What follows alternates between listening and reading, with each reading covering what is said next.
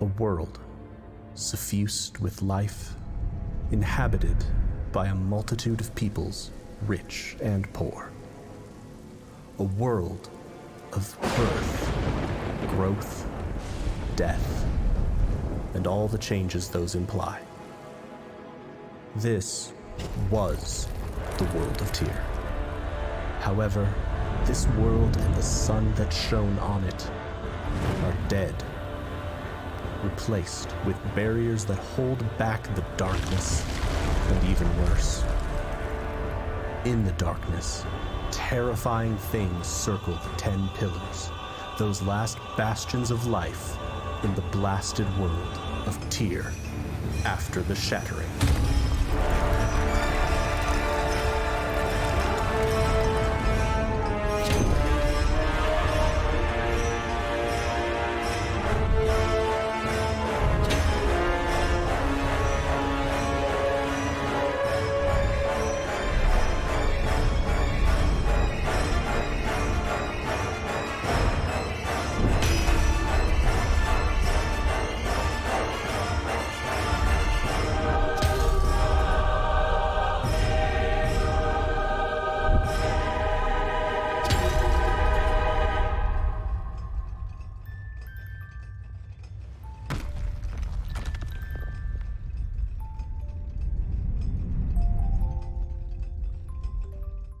Hello, everyone. God willing, you should be able to see and hear us.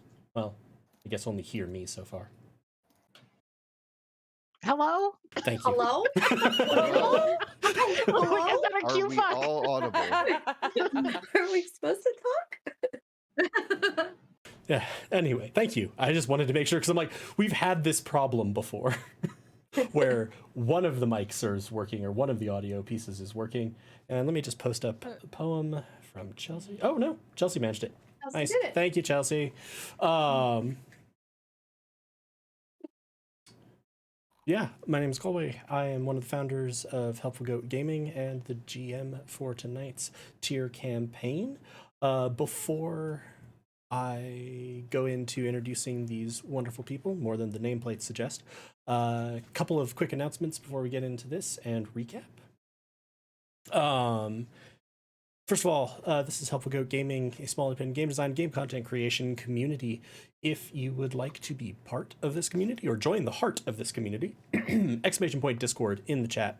Get a link, join our Discord. We do game days, movie nights. We just did a game night. Rachel reads to us, for we are all functionally illiterate. We organize... Except Rachel. Yeah, just... I'm pretty sure she's actually just making it up and the book is mostly a prop. Ooh. I'm just, yeah, my fantasy imagination is just In which case, it's a good thing we've got it recorded, because we should send someone to transcribe it and you would make money off that. Because you could sell it to Seriously. Amazon for a really, like, big TV show. But it's a really good time. It's a really wonderful community of people, including everybody you see on the screen here. We do a lot of stuff. We also have a number of immensely talented artists in the community, many of whom you actually see on screen, and they get to post their art in there from stuff. And Chelsea posts art in there.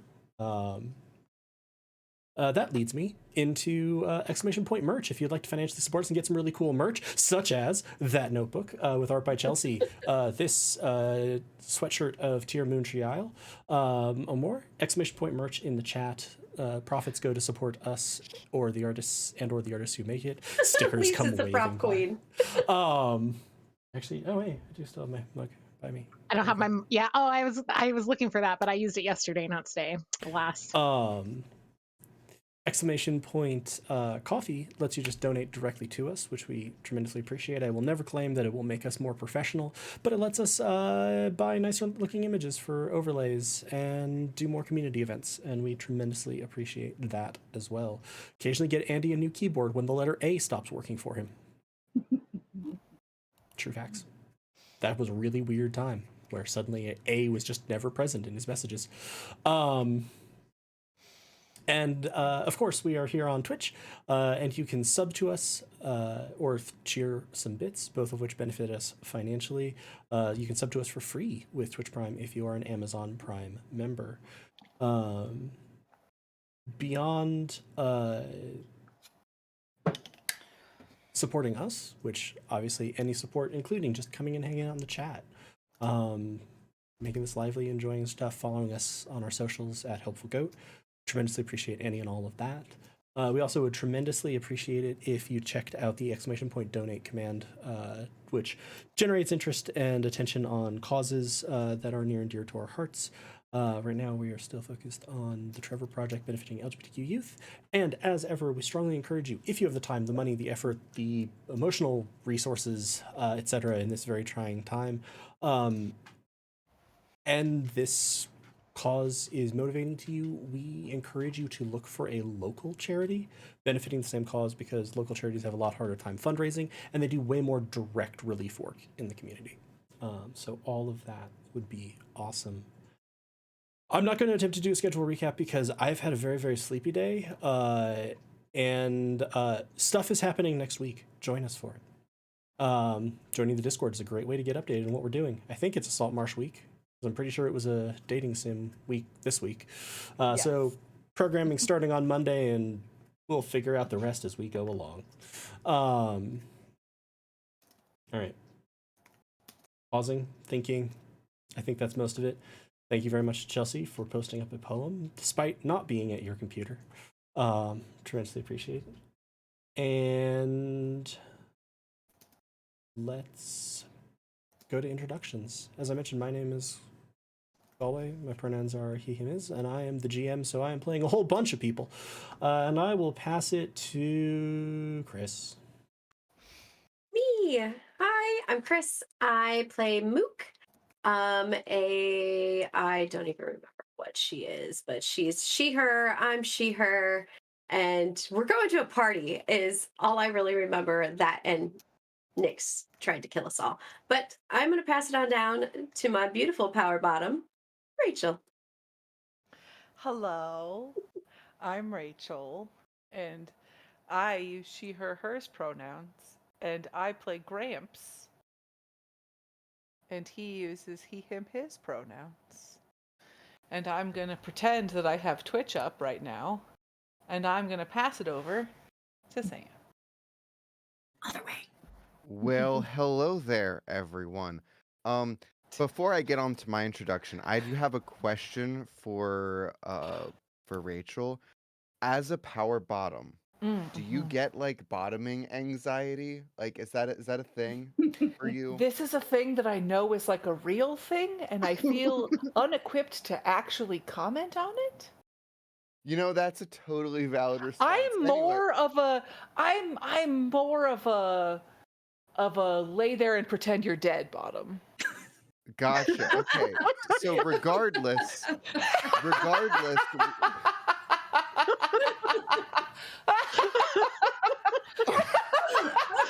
Chris, you've been misleading us this whole time. Well, it's only for Chris that I'll put in some effort. Oh, okay. Not for Eric.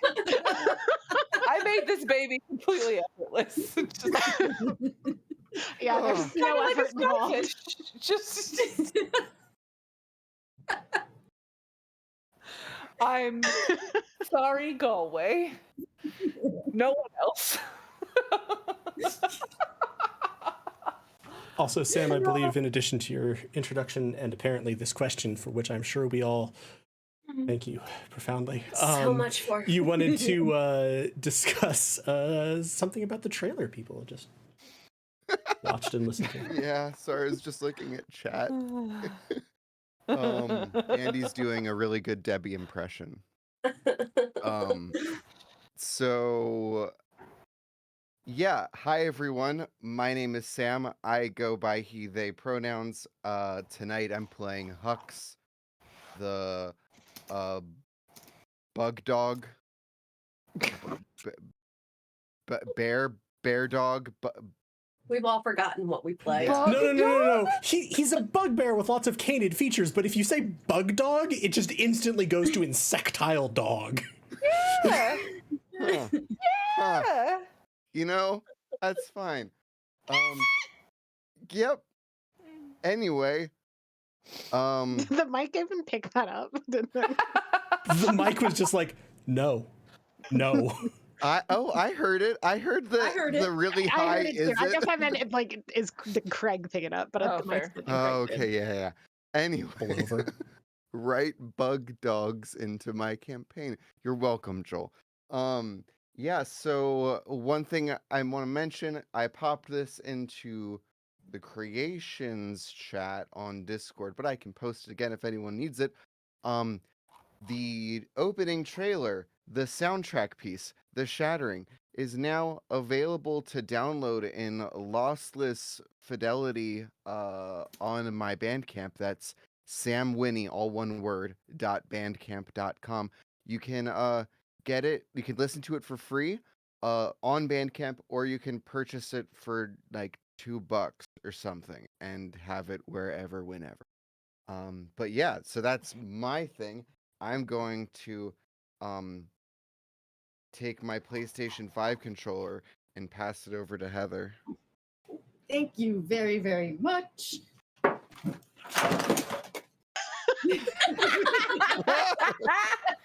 Beautiful. Beautiful. As I knock everything off my desk. The smoothest execution. Yeah, totally. So, I'm Heather, and not quite all with it, but my pronouns are she, her, hers, and I play Ren, who is also called Lady, and his pronouns are he, him, his, and he's a minotaur. And I'm going straight up, and I won't say it until it. Why That's not? all right. What, We all know what problem Lisa's could it powers out. possibly? What problem could it possibly bring to the stream? Hello, my name is Elise. My pronouns are she, her, hers. I really wanted to make a joke of, like, since we were like, we're not gonna say it, be like, and I'm but I'm not gonna do that either. I play Mix, who is are we do okay, well, she's a half air genasi, half drow, since I think we've all said our characters' races so far. Some of I us didn't. did. I forgot. I forgot what I am. I'm just here. That's fair. Yeah. I think one of you was okay. Minotaur and I don't know. Bug dog. Bug Lady are dog. both minotaur. Anyway, Mix's pronouns are she, her, hers. And here you go away. Very good. I will also say, sorry, I got distracted there for a minute as I was like furiously confused as to why the overlay hadn't changed. I like resaved out an Adobe file multiple times and like re-uploaded it to the stream multiple times. I turned on a layer above it from the last session, and that's why changing that layer below it wasn't doing anything to what people were seeing. Fixed it. Nice. I was mad because it was the older one that still had incorrect pronouns for you, Sam. That's what I noticed. Weirdly, I didn't notice the very large like title being wrong, but hey, there we go.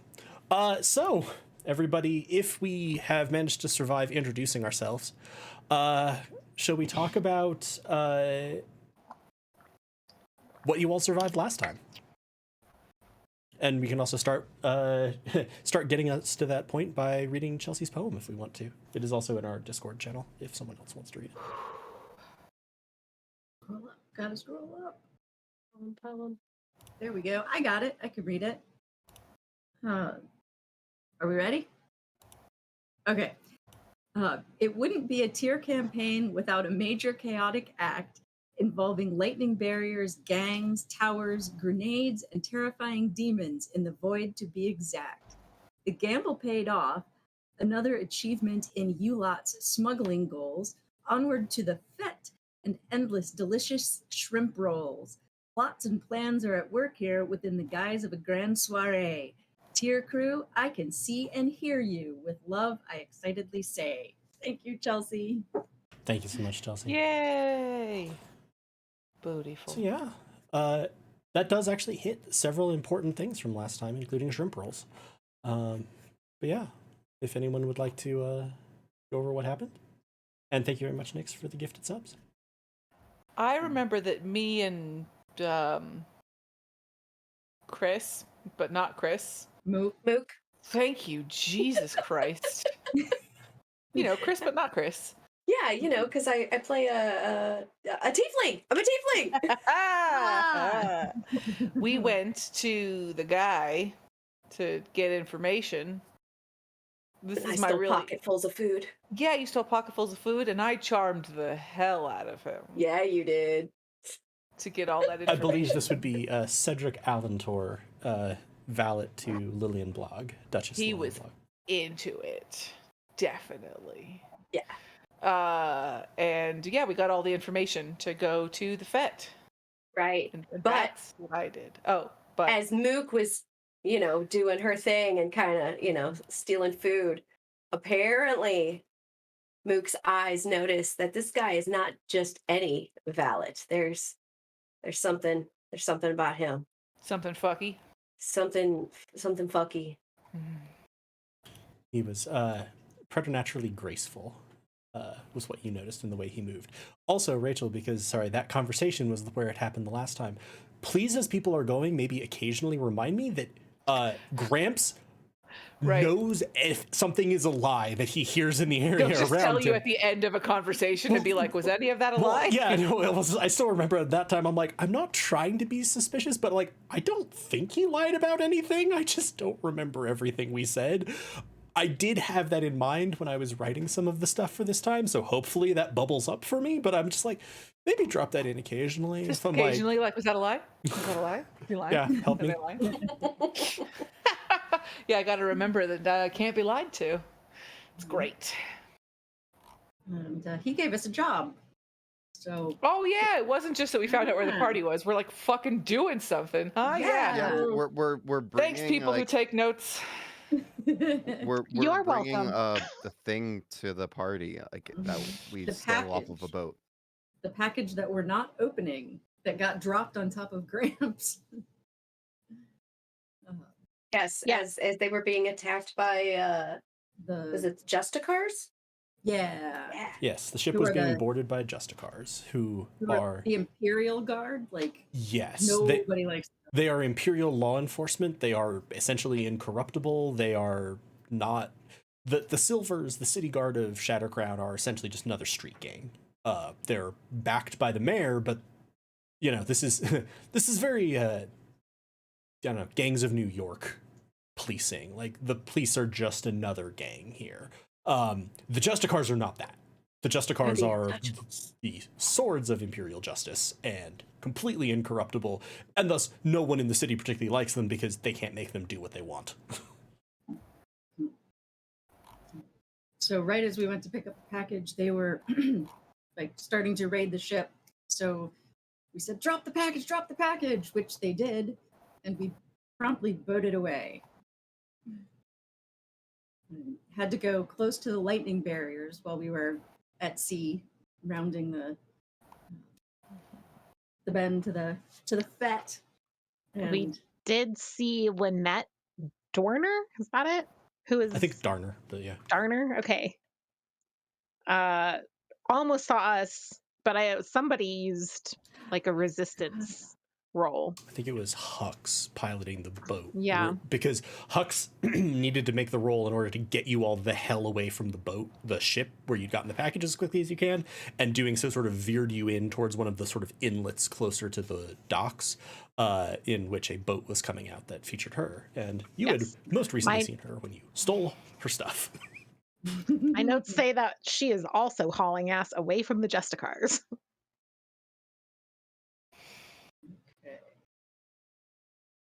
We took the northern route. Yep. So you went right alongside the lightning barrier, which keeps the Leviathans and other monstrosities from the Deathlands from entering the bounds of Shattercrown proper. Nothing odd happened there, or did it? Nyx decided that, she was going to try and bring the shit down. Yeah. And we have no idea why. Yes. Yes. And yes, we did go next to a lightning tower, and Mix did throw a grenade at it. Which rather stunned everybody. Yes. Thankfully, Rita's losing her shit, Elise. You better start addressing that. Thankfully, it went okay in the way that something like this can go okay, which is not very okay. But in terms of like, we didn't fully take out the lightning tower, which wouldn't have really been possible, but Mix did damage. And then the creature that slipped through the Large lightning barrier creature. because of the damage, or managed to get distracted by the explosion rather than coming after our boat. So we did both. By we, I mean Mix did both succeed in damaging the tower, and then additionally, the rest of the fallout was not as bad as it could have been. Mhm. Yep. And with that, you then completed the rest of your rather brief journey from there to the sort of private boat slip at Duchess Lillian Blogg's manor. And we're going to pick it up right from there. I will say one mechanical sort of thing that we hit right here.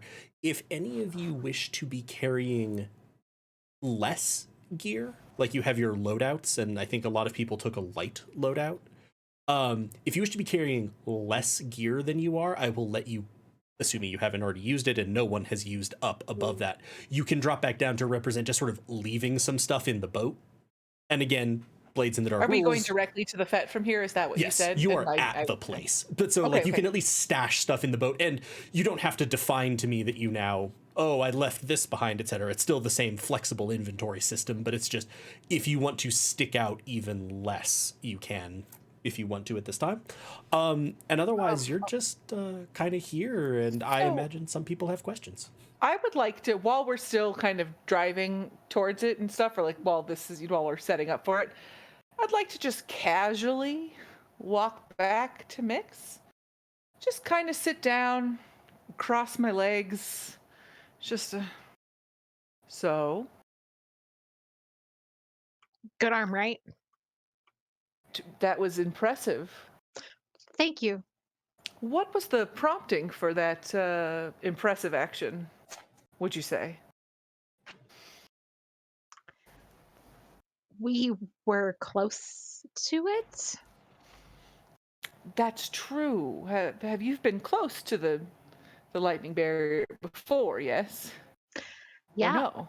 Yeah. I I just want to know: is this let's? I'm curious. This is just, you know me. I'm a curious old man. Was this just curiosity of what would happen? Wondering what the creature was out there? Wanting to fuck shit up? A little bit of all three? Wanting us to all die? it wasn't wanting us to die. I didn't I we're didn't gonna assume die. that. You don't seem like the kind to want to kill us all or yourself. Yet. No. Yet? I Yes. mean, I don't know you well enough to really make Oh. that over, but we're still getting to know each other. It gives you a little punch on the shoulder. Mix is like, I was gonna say little punch from the large old minotaur man. to the like tiny, frail like Listen, I tinker. just like to know what's going on. So I'm just curious so that for the future I can kind of know where your mindset is. Is it a curiosity thing? Is it a fun thing? Is it a let's destroy things and hurt them? I want to know so that we're on the same page. I would also like to know what's going on.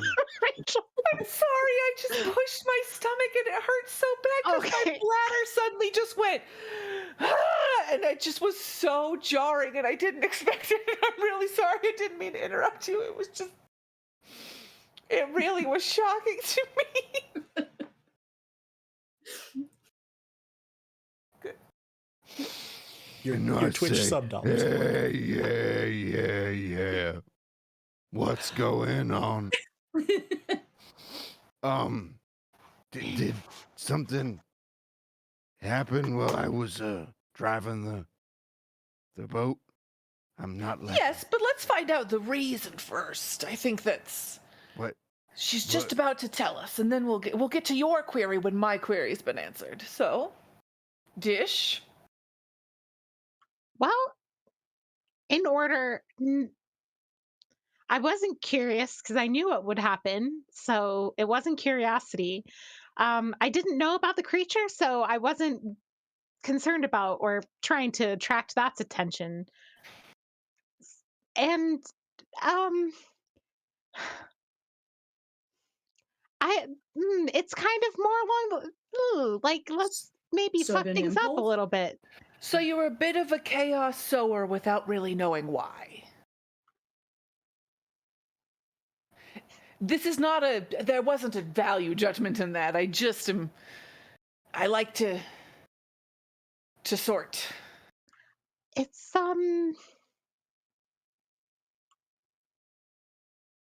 It's it's not as it's not that I don't know why. It's more like it's hard to talk about why. That's fair. If you're not ready to like divulge your deepest feelings right now in this boat before we head up to this fete, that's reasonable. But I'm always interested if you're wanting to talk. This is a very judgment-free zone for anything, in case you haven't noticed. And he'll wink at you. She kind of And then I'll turn to Hux and be like, so, everything's fine. As you can see, we're here, we made it, everything's I fine. mean, There y'all was got just- angry looks on your face. Well, I don't. My look is curious. More surprised, perhaps, than angry. So just our friend here just decided to throw a bomb, I believe, at the lightning barrier and let in one of the horrible sea monster leviathans. that was coincidental. Mix is Gramps speaking. Did I you don't lie. just disregard your tramp stamp so fast? Did it mean nothing to you? I don't think Elise remembers. Oh, I do. It's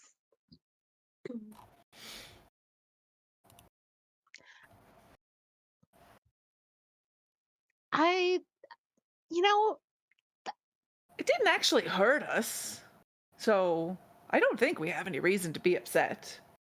Turned out fine in the end. Sometimes you got to take risks, and sometimes those risks are big, but we're all fine and dandy. yeah. So I don't even really see what the big deal is. Yeah. We have a party to go to, We have a party to go to. and Gramps is going to twirl his cane sword. That is part of his light kit. So I'm just sort of picturing that you all are, on the dock still, or in this boat slip, essentially. You've probably moved these two large crates off onto the boat slip from your boat. And obviously you're all mirrored up, but you're sort of standing there and you've been looking back. You sort of twirl this cane and behind you here, oh God, hello. Oh, also, somebody in chat brings up a good point. Was Mix lying to me at all ever? No, she knew what would happen. She did not see Yeah. the monster beforehand, Wanted to make sure. and she does know why she did it, and she And just isn't ready to talk about It it. does feel like it would be Uncomfortable about talking about difficult it. to talk about it. Yeah, no, Yep. I was I gonna say, think that's why Gramps is so like, it's fine, we'll get there there. is no why. Like, yeah, yeah, I was her, checking a like- little bit as well, and I'm like, I don't Yeah. think anything's off there. yeah. All like when you were like, we're fine, everything's like nothing bad happened, or like I don't think that, and like she was like agreeing with you. I don't think I we said mean, anything Gramps there that gets wasn't off on excitement, true. so right. like he's not really mad. He was Yeah. surprised and curious to the reason, but Yeah, he's when just you like, were no, like, I'm here for everything's it. fine, like maybe her agreement kind of felt like a lie, because I don't think she thinks everything's fine. Like, I think she agrees, or like sees that there is risk and danger to what just occurred. But I think that would ping you as a lie only insofar as like you can tell she is concerned about the consequences of whatever the action she just took. But Sure. beyond that, yeah. So who was it that responded to Gramps? I'm sorry. So, or reacted as to you- Gramps? As you sort of turn, your the twirl of your sword cane has sort of narrowly passed over the head of a small halfling man who is dressed in what you would recognize as sort of formal servant attire. He sort of looks at you all like, hello. I believe you are the ones that Mr. Alantor had required to service entertainments for the party, yes? Does that sound like Yes. the Yes. code that we were supposed to You- have? Okay. Cedric Alantor is the valet who Right. hired you, and it was very much phrased as there were particular entertainments that needed someone to get them to the party without people noticing. Who are we supposed to deliver the package to? You were supposed to get it there, and then a member of the staff was going to come.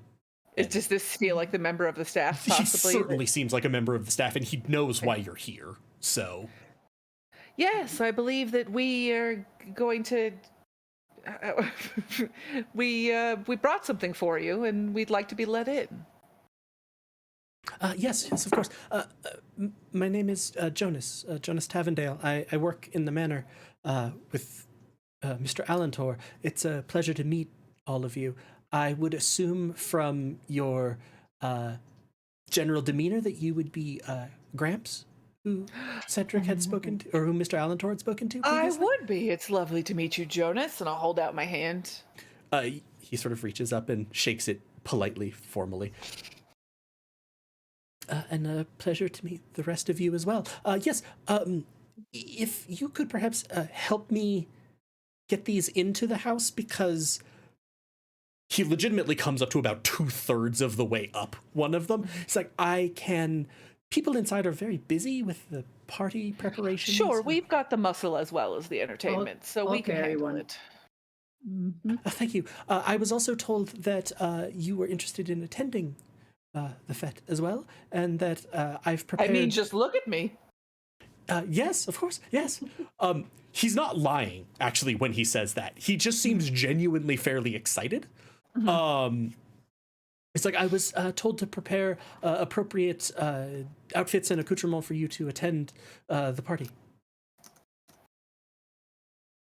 Okay. Great.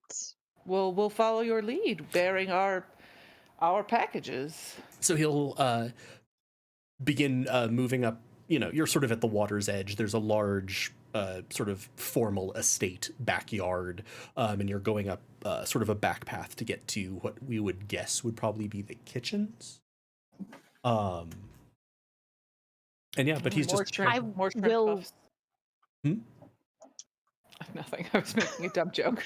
I was just going to say, I think I was the only person who took a normal load. Yeah. So I think that I would go to a light load. Okay, so now you blend in with to help anybody blend in on the the crowd, street yes. generally.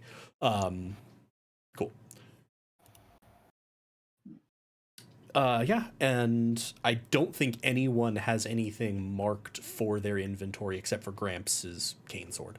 Cane sword. I have my bandolier have a because bandolier, right. I had to throw a grenade off Yeah, of it. and I couldn't remember Yeah. if that was I couldn't remember if that was a free item. No. Load. Mm-mm.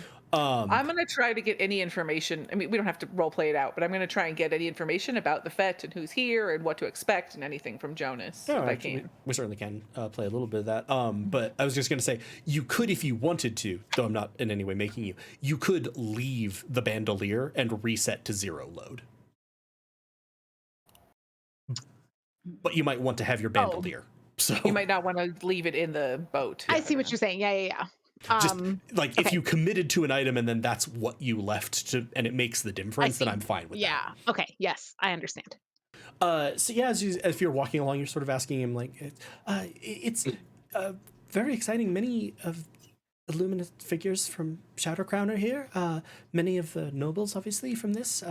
It's also quite exciting because I have not been in the Duchess's service long. I hired on to the household when she arrived here a week or so, 2 weeks ago. But she's...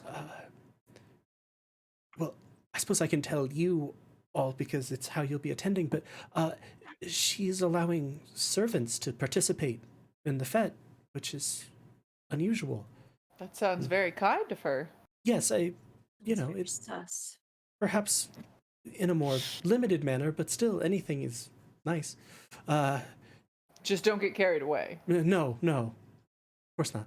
Have you met the Duchess? Yes. I've met Duchess. The Duchess. What does she look like? She's and you see him like getting uncomfortable. It's like she's quite beautiful. And this is not a lie. She's an elvish woman, fairly fair-haired, very striking eyes, purple. Jonas, I get the feeling that you're perhaps a bit enamored with the Duchess. Jonas's eyes are just gonna slam down to like the path, and he's just like, Your secret's safe with me. I won't tell a no, story. I wouldn't. I'm trustworthy. I wouldn't dare to. And this triggers sort of like a half lie, half truth, in the sense of I'm playing this ability a little bit wide, especially on minor stuff. He absolutely is, but he also means he absolutely wouldn't dare to. Of course, right.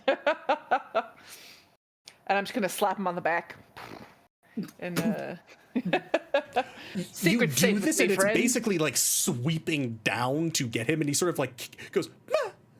He goes, yes, no, but everything has been very ably handled. Mr. Alantor is an excellent valet and has organized us very quickly. Of course, he primarily sees to the Duchess's needs. He's the only member of the staff who All came of with her her. needs. Graham. Well, I'm sorry. they I'm have- sorry. I mean, he doesn't cook. There's I other meant a members- different kind of service, but it's fine. Don't worry about it. So tell me more. Nix makes a really rude gesture to indicate. Just At this, he's just gonna like And drop. Rachel does it on stream. At this, he's Of just gonna course. like drop his eyes back to the cobblestone path. No, I don't believe there's anything untoward. Duchesses don't pee. No, but he's been extremely capable, and he handles most of the affairs of the house. So, what can you tell us about our expected role here? From what Mr. Alantor told me, you will be allowed to attend the party as any servants are. You understand that you will not be expected to participate in the work of the party. You will just be attendees, much like you understand, of course, that the nobles and the well-to-do who attend parties never come without at least one or two attendants, so you will be able to participate along with them. So there's like separate parties where the attendants can spend time no, together. Normally that would be the most to hope for, but no, I believe you'll be able to participate in the entertainments, etc. But don't say anything about that, because I believe that the Duchess is going to... Sorry. The cat... My cat, not the normal one who's in here, cows for a book, scratched his own ear, the way cats do it, but actually scratched himself. So now he has the cone, but it rattles. And he's taking a nap behind me. I believe that the Countess will be sort of presenting this to the guests generally. It's The a thing Duchess? Yeah. Sorry, did I say? You said Countess. I Was did that not mean an to. Okay, Sorry, okay. that was not a semantically okay. meaningful one. Yes, right. That was just me blanking out because I was thinking No about worries, the no worries. Yeah. Countess Cat. cat. Your secret's safe with us, I'm sure. Good. I'm so glad. But yes, and so you'll does anyone else have a question for Jonas? Not for Jonas, but definitely I want to be kind of checking out the area, the terrain. Like I am worried that we may have to like make a run Sure. for it. So I So would like to know like what we're up against roughly or walking speaking, into. because we're not going to graph this out onto a map. Um, uh, if you've seen any, like, English nobility dramas and sort of the larger backyard style grounds where it's a garden, but it's not like it's a hedge maze or anything. It's just, very manicured, very sculpted. That is on a sort of, you're going up that slope.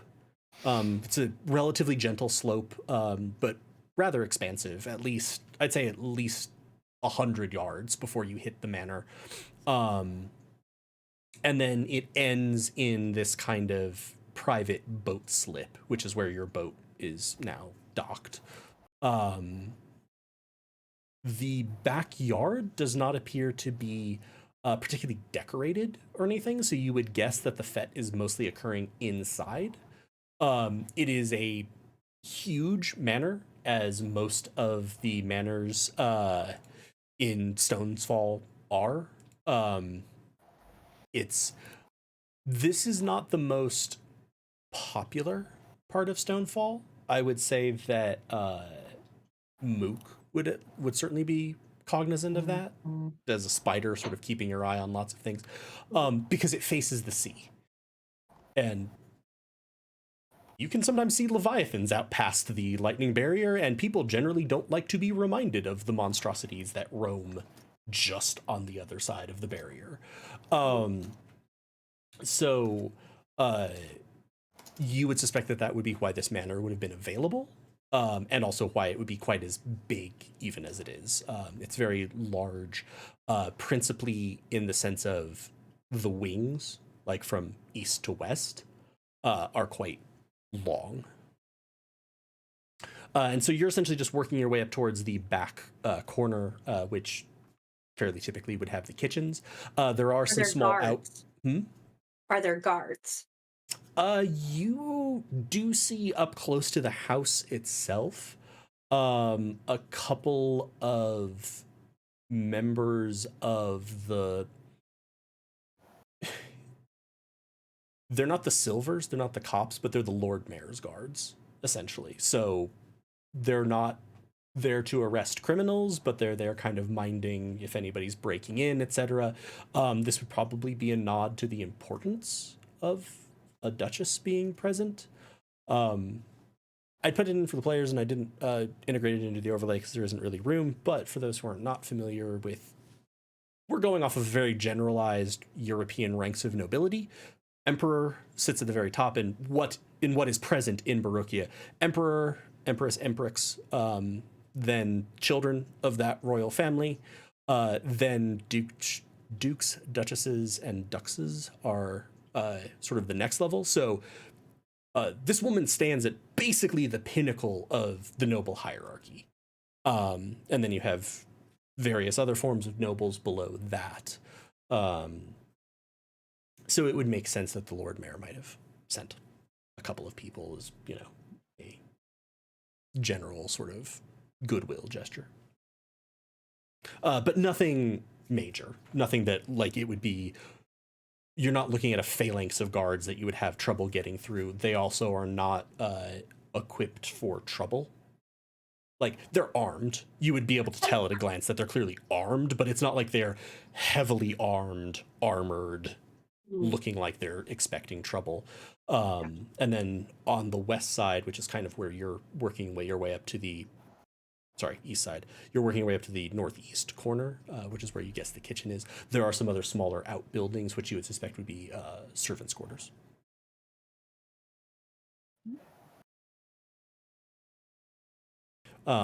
Jonas is trying to sort of set a very easy pace for you all who are carrying things, because he's not.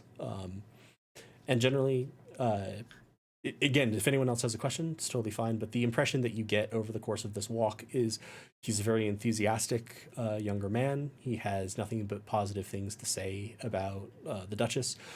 You also get a distinct undertone of admiration for Cedric Alentor. Like he seems to be a model servant, and Jonas seems to hold him in quite high regard.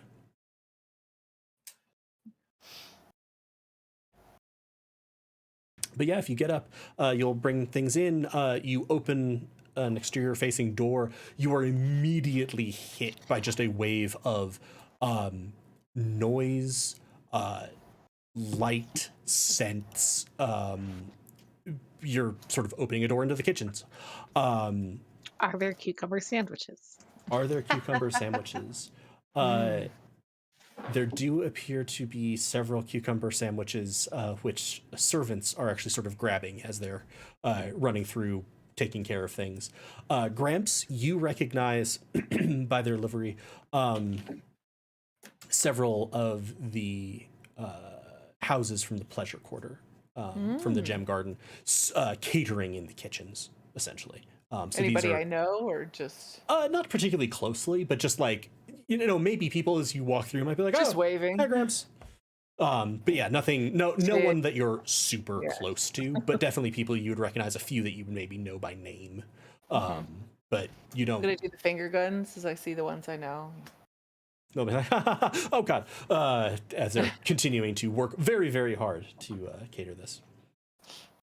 And we will hit break fairly soon. Oh, no, we don't actually need to. Okay. I just was thinking about cookies and I was excited. Okay. If I see like mentions of break in chat, I'm like, huh? It's just I want cookies. It's not a real reason that we need to break. Yell for Eric. Have him so, clip flop over with some cookies. With this, Jonas will sort of push open a door that's almost immediately to your side as you're entering the kitchens, and it looks like this is a storeroom, which is largely seems like it's being used as a staging area for stuff. Like you can see empty crates, etc. So it seems like people are setting things up to be moved elsewhere. He's like, if you can just pop these here, that'd be great. Thank you. Just curious, what's in this crate?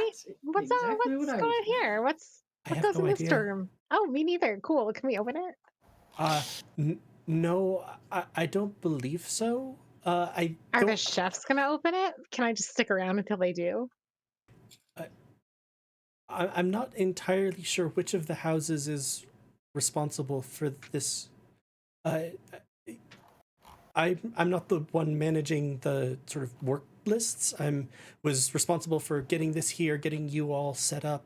Okay. And then I'm helping with the attendants who are meeting people at the doors. And you're doing such a great job, honestly. Like, wow. Yeah, don't let us stop you, Jonas. Thanks so much for showing us all this. We really appreciate it. Yes. So he'll sort of move back to the door and like, if you come with me, I can provide you with your outfits for the party. Time for us to get pretty. Oh. Oh, you're always pretty, lady. Oh, Aw. I'll follow. Yeah. There ain't no gussing up. I did not hear what you You said. cut out Sam. Mike after is like- gussing up. Gosh dang it. Hold on. Okay, maybe. Oh, hold on. Maybe now you'll be able to. You're definitely, hear you're definitely getting a fuller Mhm. range and better volume. Okay. I said, and quote, there ain't no gussing up this old dog. You're gonna look just great. I should hardly like to disagree, but at the very least, perhaps it will make you fit in, and I don't think you look particularly bad myself.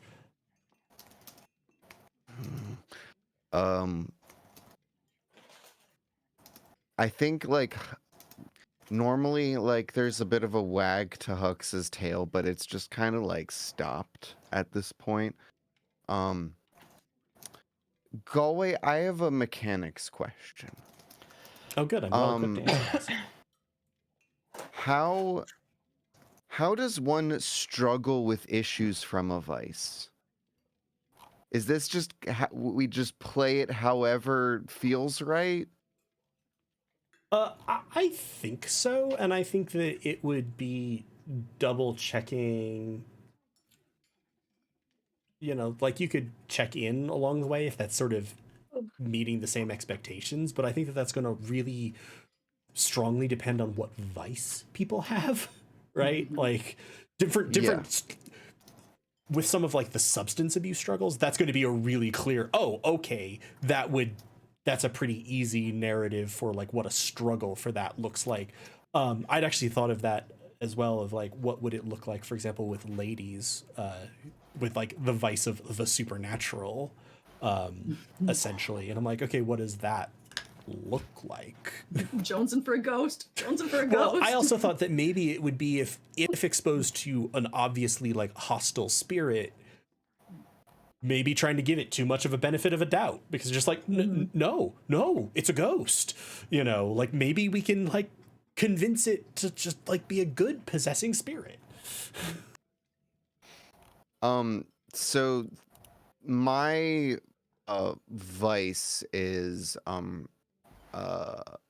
obligation, undying loyalty, and I feel like the issue that it's weird because I feel like I have to talk about this, whereas I kind of just wanted to role play it, but I feel like for the sake of me not knowing exactly how the mechanics of this game work, I'm gonna play the card a bit heavy-handed right now. So with the obligation, undying loyalty thing, I think the vice, like having to struggle with that issue, I feel like he feels really incredibly dejected that a promise was broken and that it seemed to just be like totally ineffectual to the party that happened. And I feel like that has resulted in him feeling majorly unimportant right now. Not You know that nobody else in the party knew anything about what happened with you guys, right? Yes. Okay. I know this. I know this, but this is Hux, right? Like a promise is a promise to Hux. And like I feel like he probably just needs like alone time and probably would just hang out around the kitchens and have scraps and stuff. Sure. Okay. So that would kind of translate to me as just like time out of the, you know, the main action, so to speak. Sure. Yeah, and I think that scans. I think that there's also probably going to be some. Yeah, no, I think that all scans for me. Jonas is going to continue sort of leading everyone along, and he will make sure everyone is coming with him, at least for this part, for the sort of clothing and party accoutrement that are necessary.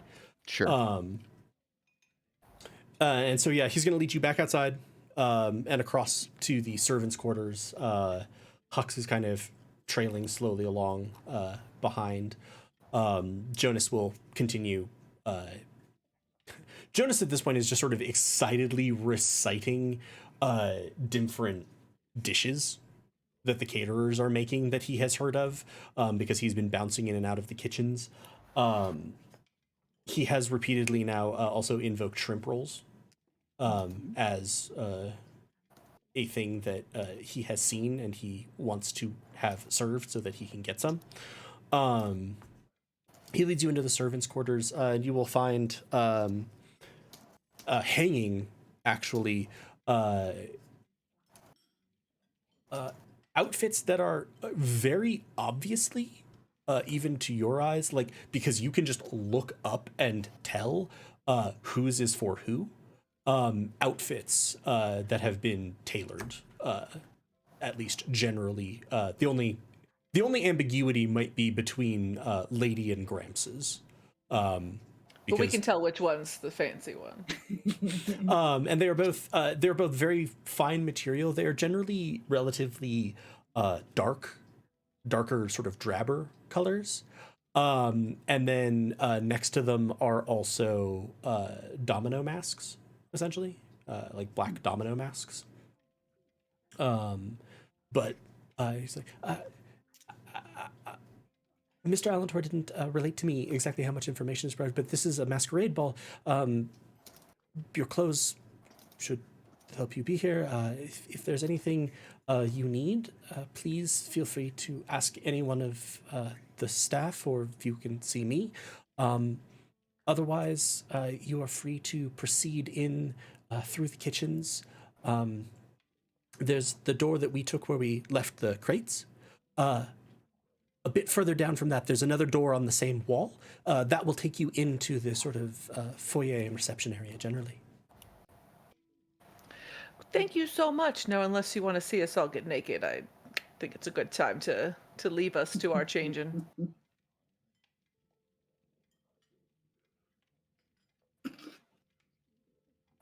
I will. Have I mentioned I can always tell when somebody's lying to me? No, no. I was confused as to how to respond to that without insulting one of you. But given this, Just one of us? Oh, because you'd like to see all but one of us naked. I need to go now.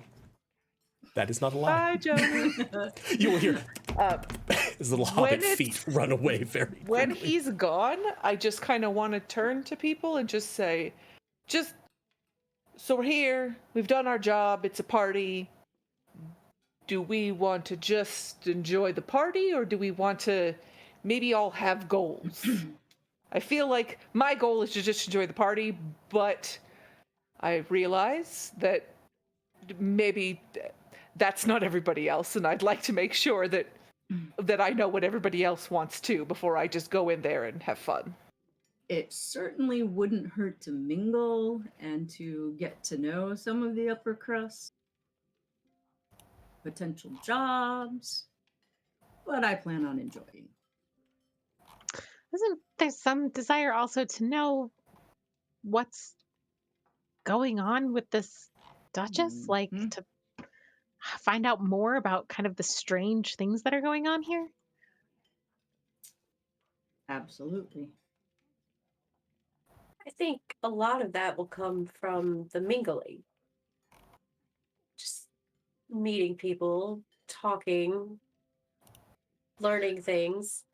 Personally, I will be drinking and looking for a score. So You notice a lot of things, Mook. Did anything feel strange coming in here?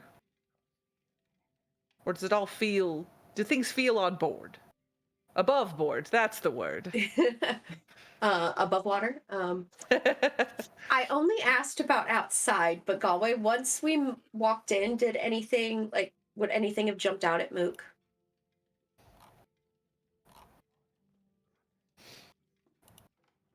No, I don't think so. I don't think you have a lot of experience with like large formal parties or anything at this scale, but it seemed like a kitchen where there were a whole bunch of people who, you're also familiar with the Gem Garden. You also recognized, if perhaps not to like, oh, hey, it's Mike with, Gramps' sort of approach to things, but like you recognize the liveries of different catering houses, sort of the different restaurants that are present. And it mostly just seemed like people preparing a shit ton of food for a shit ton of people. And what about when we set the crate down? Was there any I don't know, what kind of attention? Did anyone pay attention to the crate once it was set down?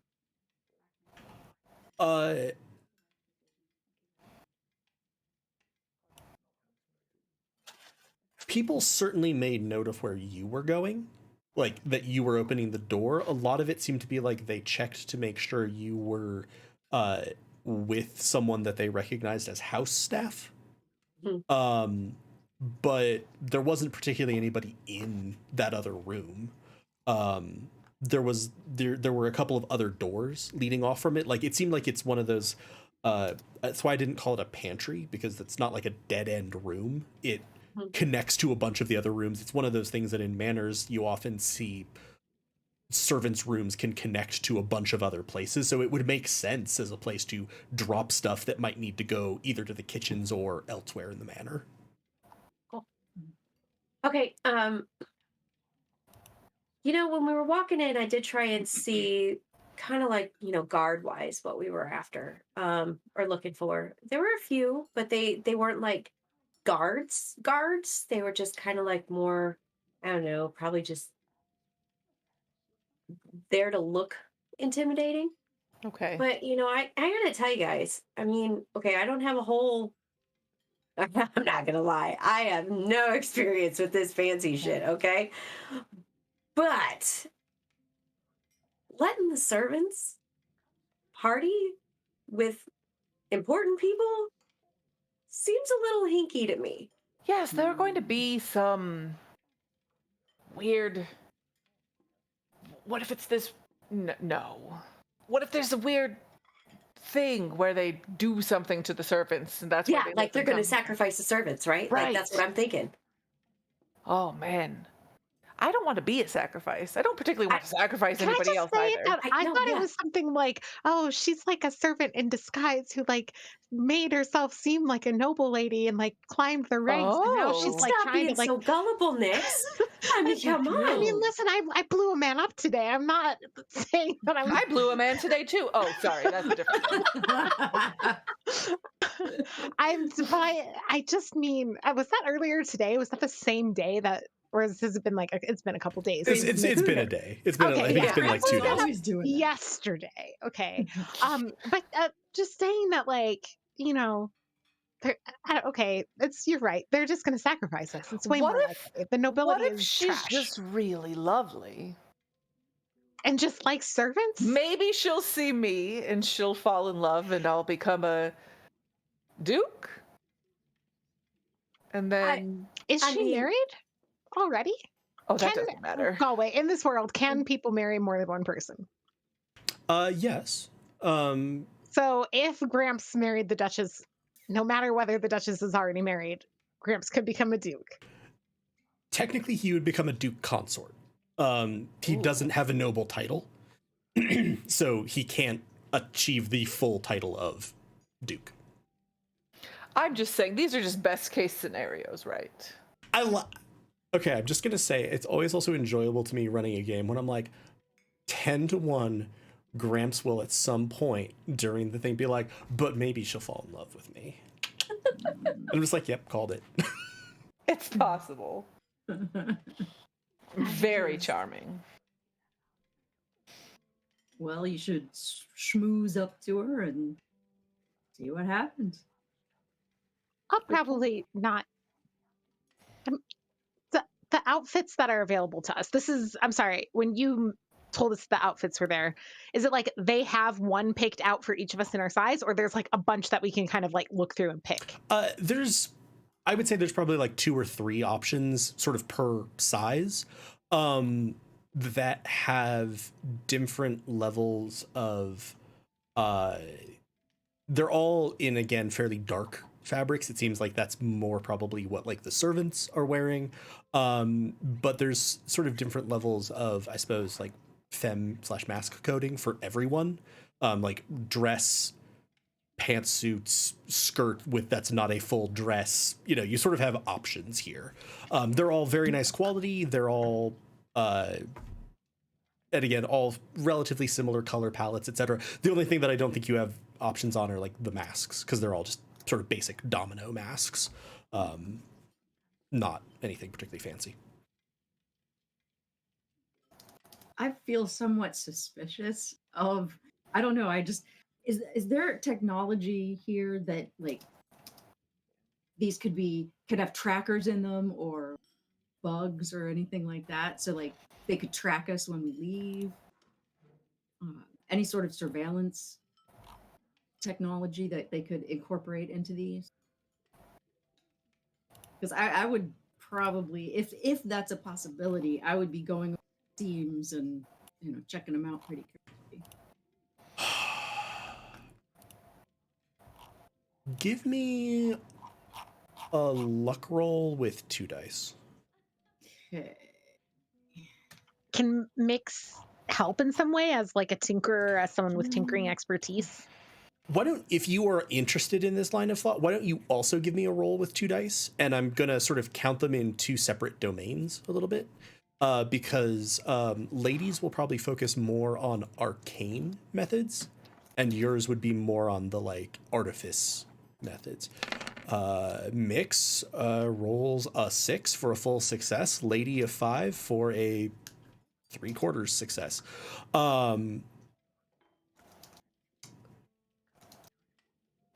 Mix, you would know at the very...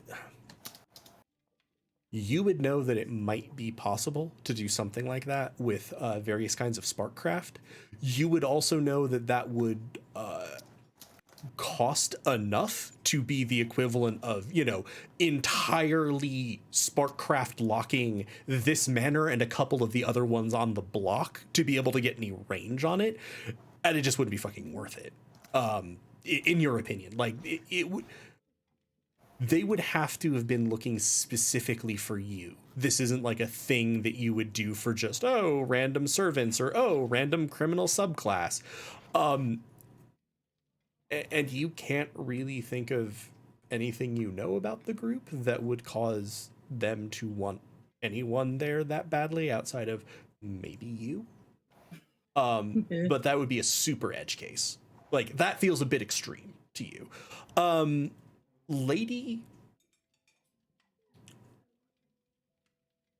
you would know that it is possible to do that with arcane tracking, essentially. But you can focus, and if you want to make an attune roll, you are in controlled circumstances and have normal effect. You can attune to the ghost field, and you should be able to see it if there is something on it. Okay, so standard effect? Standard effect, controlled circumstances. Okay, and no bonus dice. No, not unless you're... For slight complication. Yeah, so you...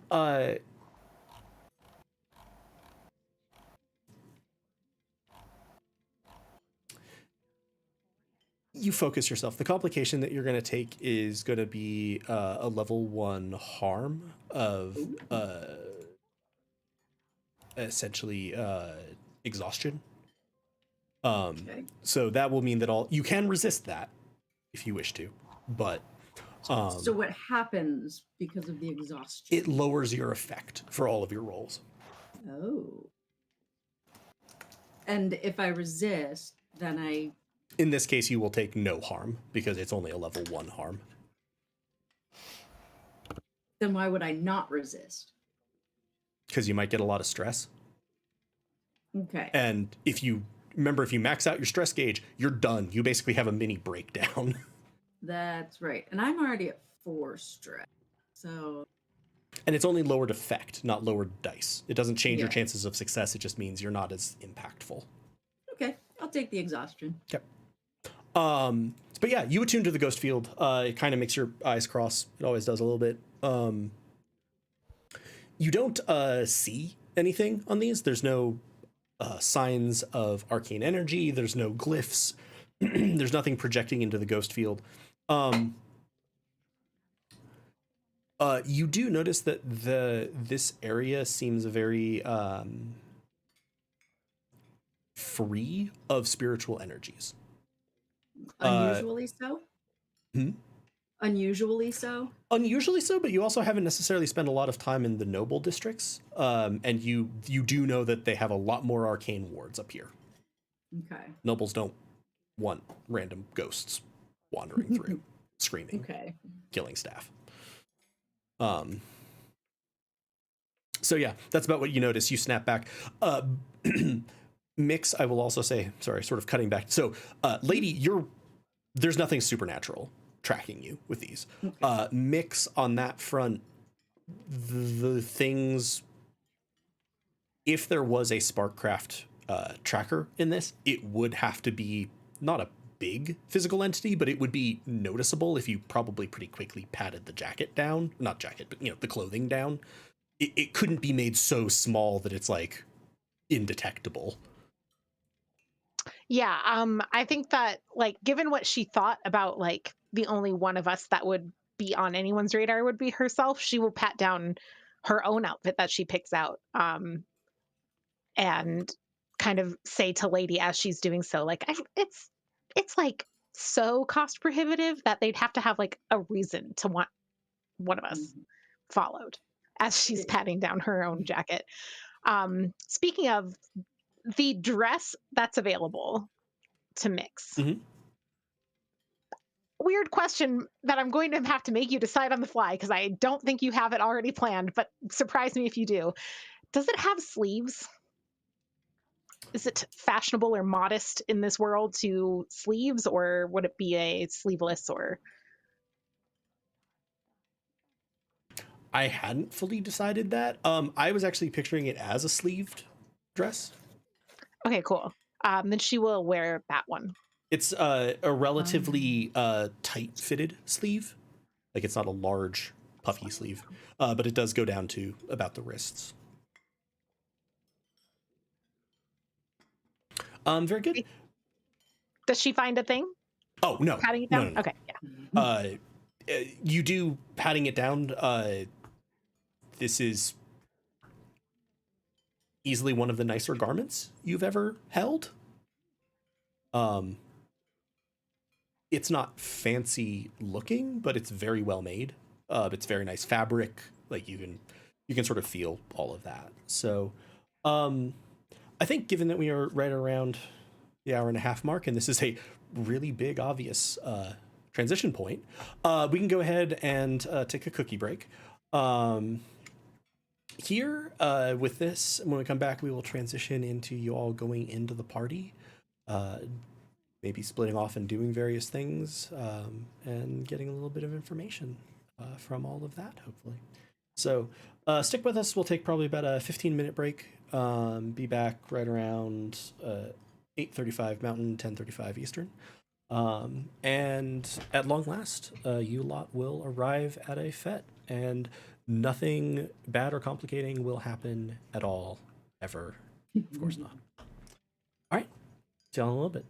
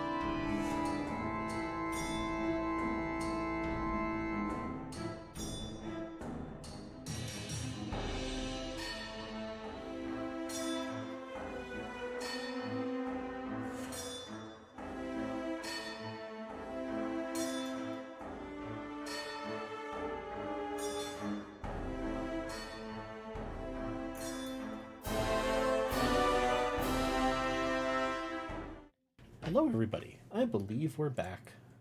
Hello. I'm assuming someone will yell if they can't see or hear us at some point.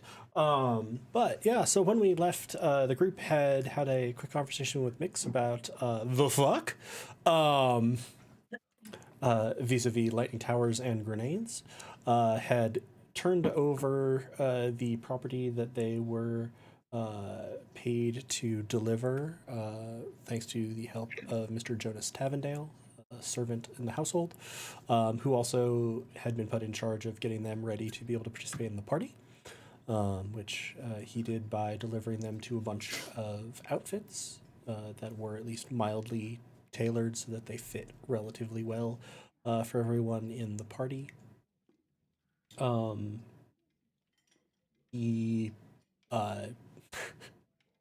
bid you lot somewhat awkward adieu, as Gramps hounded him as to which precise members of the party he was interested in seeing naked.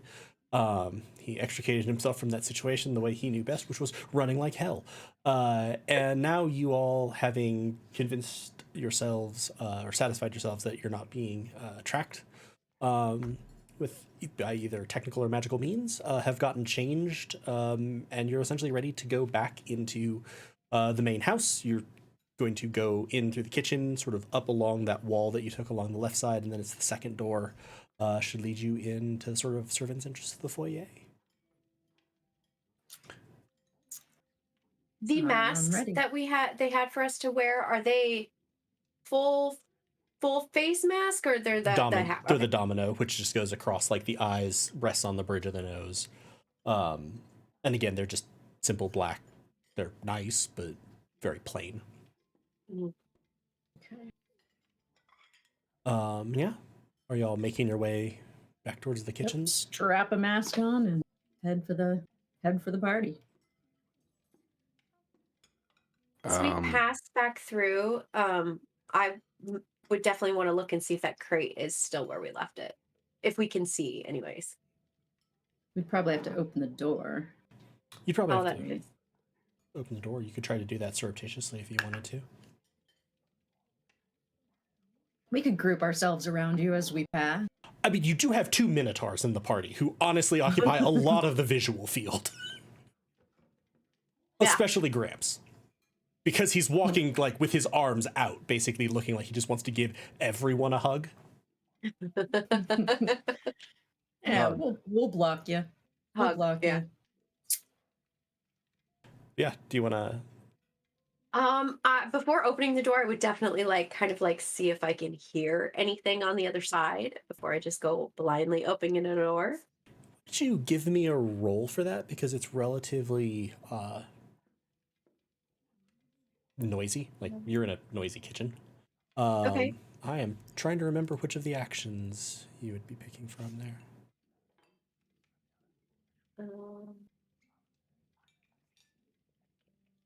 Survey?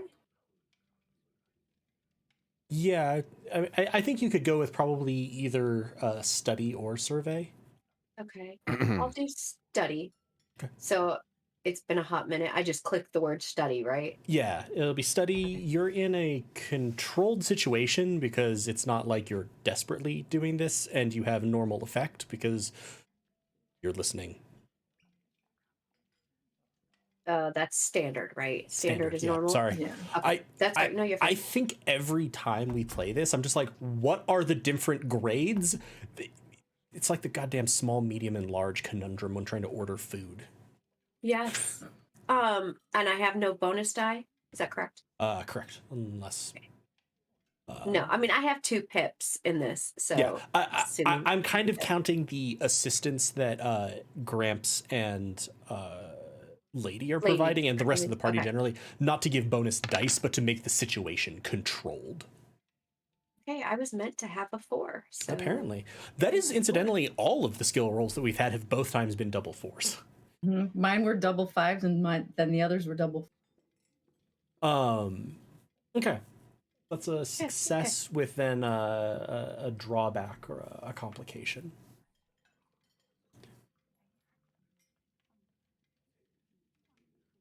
The complication, which you can choose to resist, and I'll just say this before we start, is that someone sees you listening at the door. Behind the two big minotaurs? Yes. Or in front of. Okay. Which you could choose to resist that. But it doesn't seem like, I'm going to say this was a controlled situation. It's a minor inconvenience. Just to give you some perspective on this, because I think it's fair. It's not like their immediate reaction is, what the hell are you doing? It's more like weird. And so Is like it staff yeah. that sees it? Yeah. Okay. And so you would sort of think that you probably have clicked up a level in their memory of they might more remember the tiefling lady who was listening at the door. Gotcha. Do I hear anything? Yeah, so with that success, you don't hear anything. Okay. Don't hear any sounds of movement, don't hear any, like, you know, these are largish crates. Moving them would require effort, like even as strong as Gramps and Lady are, it took them effort and strain in order to get there. Anything else also that anyone's getting out of these crates, there'd almost certainly be rustling, etc., because like it's a big crate, it has packing material, etc. Well, all right, guys, I don't hear anything, but I'm not sure I should chance going in just yet. Can always come Thoughts? back. I think we should do it. Like, someone's like, "Oh no, what are you doing?" Just start Wrong making out room. with Gramps and be like, "Oops, haha, you caught us. It's fine." I'm here for this plan. Okay, so here's my. Okay, so hold on. So I'm not real sure. No offense, again, like Graham said, judgment-free zone. But I'm not 100% sure that I'm going to take your advice, Mix. I mean, you've done some pretty shady, hinky kind of things in the past couple of hours, and I'm not 100% sure of your motives. Mix produces a crowbar from the dress, which is part of her fine wrecking supplies, and is like, "We can get into that crate, no problem."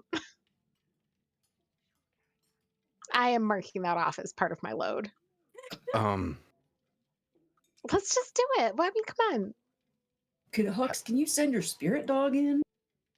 Yeah, I was about to ask Galway. I vaguely think we might have already determined that the box itself was heavily warded. The box itself was warded, but you could certainly send your dog through the door. Okay. I guess. Put the dog to work. And then he sends off his spirit self into the room. Yeah. You see the room looks much like it did a couple of the crates on the back wall that had lids on them that like had been crowbarred open at a various point are now like propped open, if you see what I mean. Like it seems like someone went in and got them. The two crates that you delivered are absolutely nowhere to be seen. They're gone. Okay, that answers our question. We can't open Settles them. that. All right, The let's The crowbar party. goes back into the hammer space of Mix's dress. Did since Hux was, involved in the carting of these crates, would he have gotten like a whiff of them, something to track that would set them apart from the other already opened boxes in the space?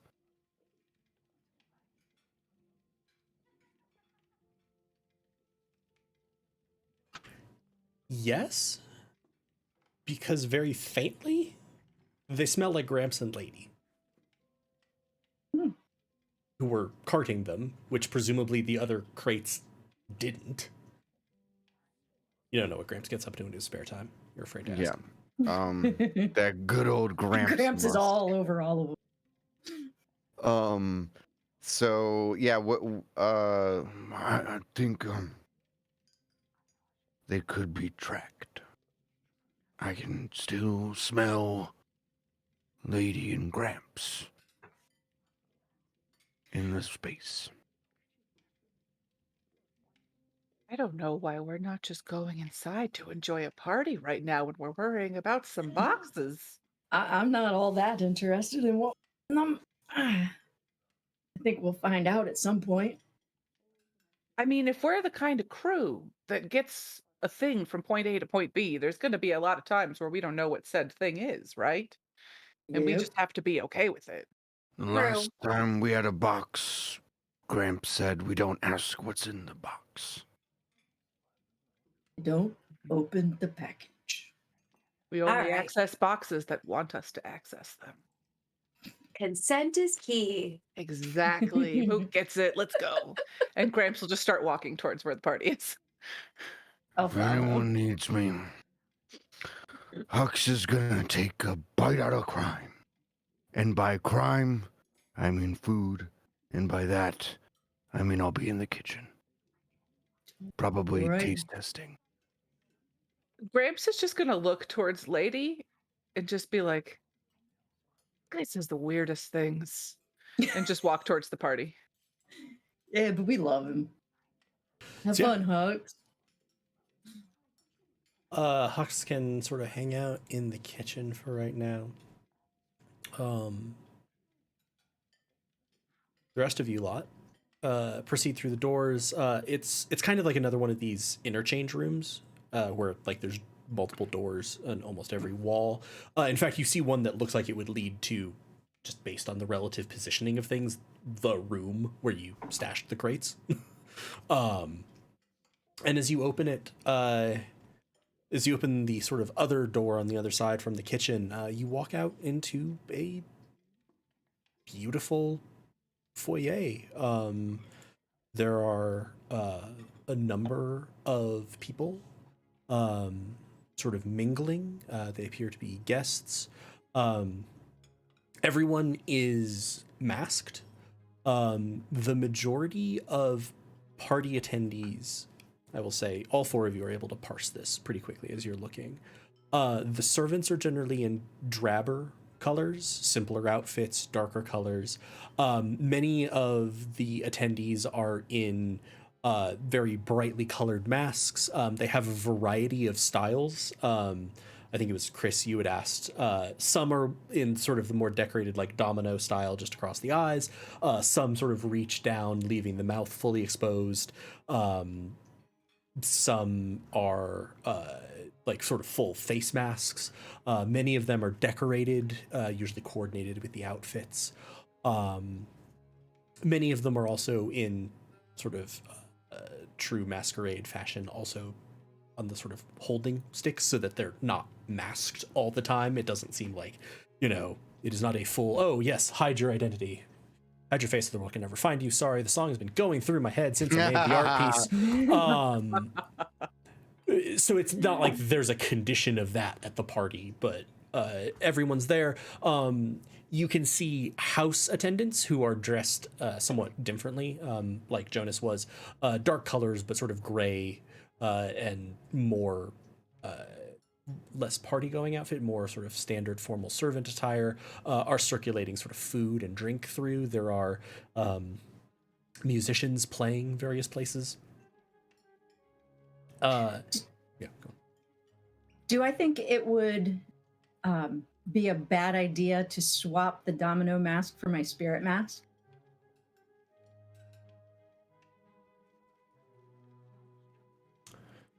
Probably, because the spirit mask very much marks you as someone who works with the arcane.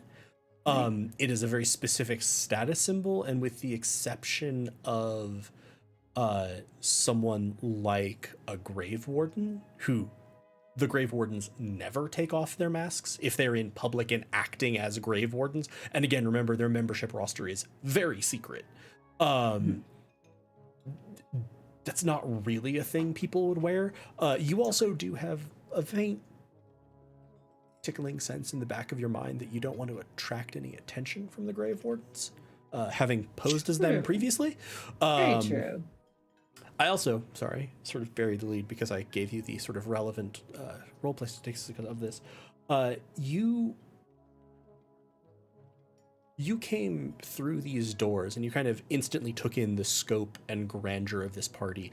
You can see like stretching down into the wings on either side.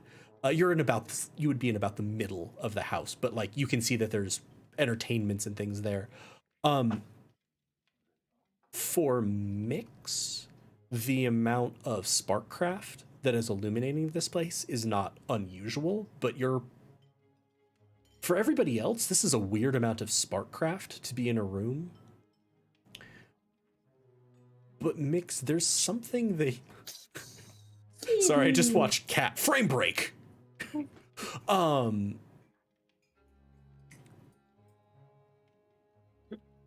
You see something that your eye is much more probably trained to see than everyone else who's come through with you. And it kind of stops you in your tracks. This room isn't only lit with sparkcraft, it's lit with silver light. This is the apogee of arcane and sparkcraft science. It's essentially artificial sunlight. Outside of the incredibly wealthy, it is only used to like grow crops. I have a question about this. There is a religion about like inner light and healing. What is that one? I'm looking for it Waka again. waka. Yeah, The Fozzie religion? The Ministry of the Foal or Fole? Yeah, a fola. Yeah. Fola? Okay. I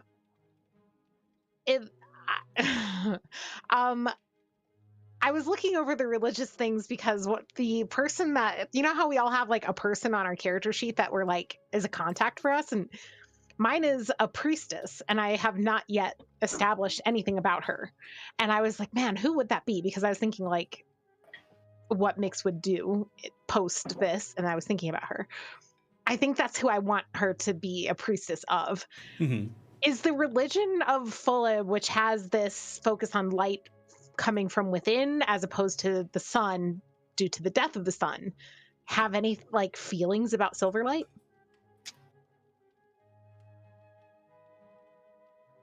So much on the spot for Galway tonight. I'm sorry, I've also now been like, God damn it, what was the actual name of that? We're close, at least. Yeah, Ministry of Full. It's on the... Yes, it's on the thing. factions. Yeah. Right, I forgot. I couldn't remember if where I'd written more stuff out about that.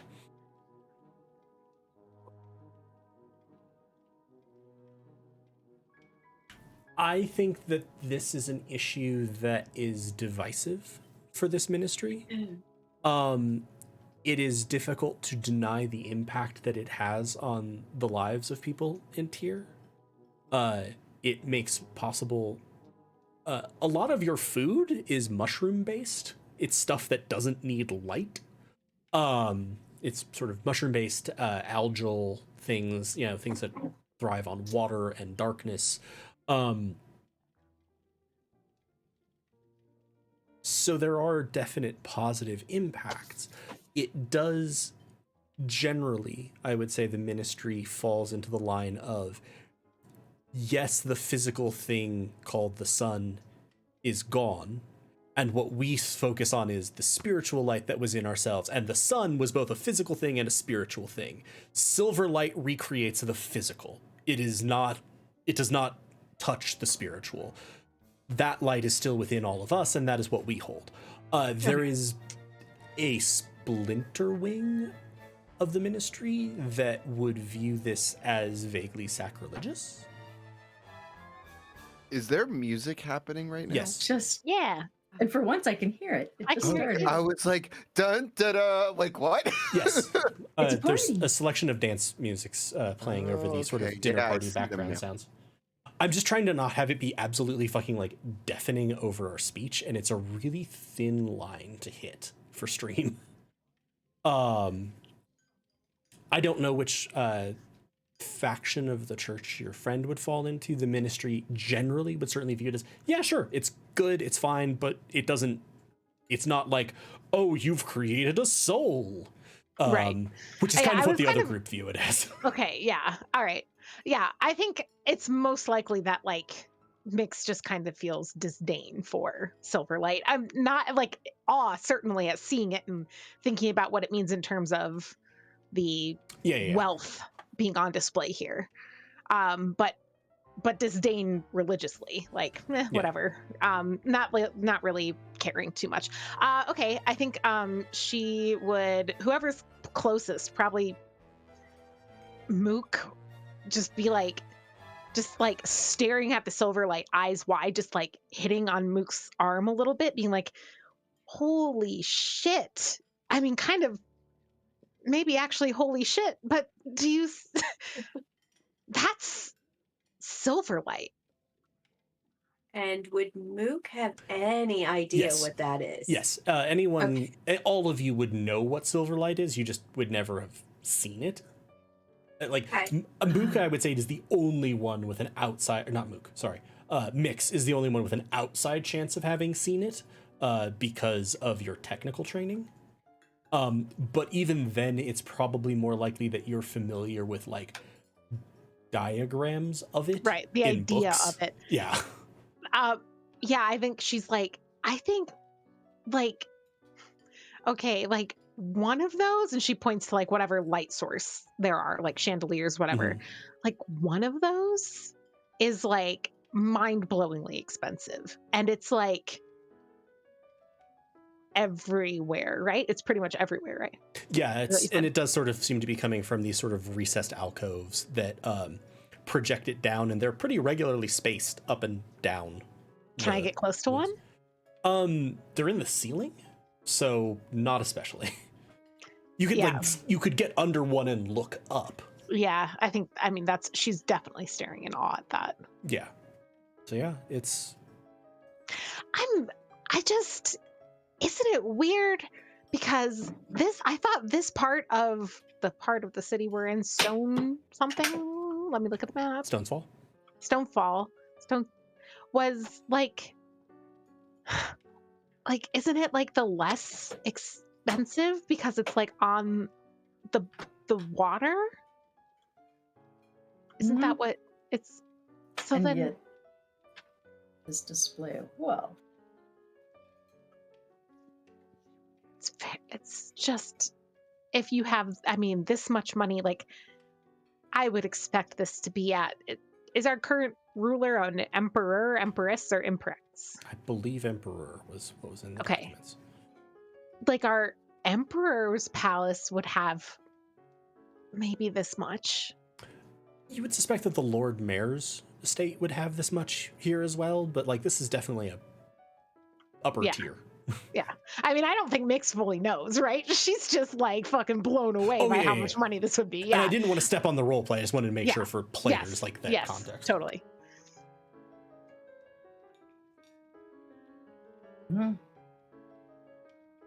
To your side, and let's say it's as sort of Mix is explaining this to any of you all who are still within enough range, and frankly to the empty air if you're not. Lady, sort of off to the side, up against, there's sort of a double grand staircase, the kind where it, goes up on two sides and then joins and then goes up, sort of in a Y, an inverted Y, to the second floor. So along to the side of one of that, you see a woman dressed in a ball gown, wearing one of these colorful masks, a halfling woman addressing a young half-elf man in dark, simple sort of color, very plain mask. It's like, and you can't hear what he's saying because he's speaking more quietly, but you're like, oh, for the love of gods, Samelin, just enjoy this. It's a party. You get to be here. Blah, blah, blah. And he just like, he has a body posture that you're used to from Mix of just like, must be smaller, must hide from view. And then you sort of will hear him like, but this is not my kind of play. I'm only here because you requested it, Honored Kane. You could have brought someone else. I brought you. Now enjoy yourself. And she'll sort of sweep away, be like, darling, and run over to someone else and begin making chit chat with another guest. And you're just gonna sort of see the young man's eyes like click back and forth. It's like, I'll go over and kind of say hello, lean back against the wall. Hello. Yeah, not my thing either, huh? No, not especially. There's just a lot of people and light and movement, and there's just a lot going on. I'm more quiet generally. Understand. You can still enjoy yourself and be quiet. Let's just hang out and chat for a while. I suppose that's true. Yeah. I am. You can look like you're having fun. And we can both dodge a little dancing. Honored Kane means well. It's just a, not really my thing, but no, I appreciate it. I'm Samelin. Good to meet you, Samelin. My name's Ren, but everybody calls me Lady. Okay. So, how long have you been working for Honored Kane? 3 years now? Good job? Yes, it is. Nice. Any chance you've heard anything about the lady of the house? The Duchess? Duchess, right? Duchess Blog? Yes, she's a noble. She moved here recently from the capital. She was relatively prominent there, so far as I know. I do not know her reasons for moving. Yeah, just there seemed to be some confusion about people were calling her different titles. Well, Interesting. forward to getting to know a little bit more about her. It's curious. I'm just Indeed. curious. Yes, I would welcome that opportunity as well. I mean, I'll just hang out and talk to him for a while.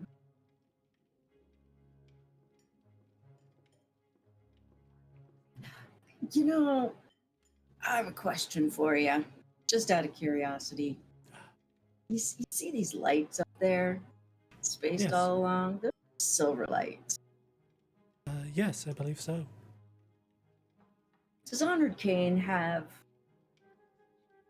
a comparable amount of silver light?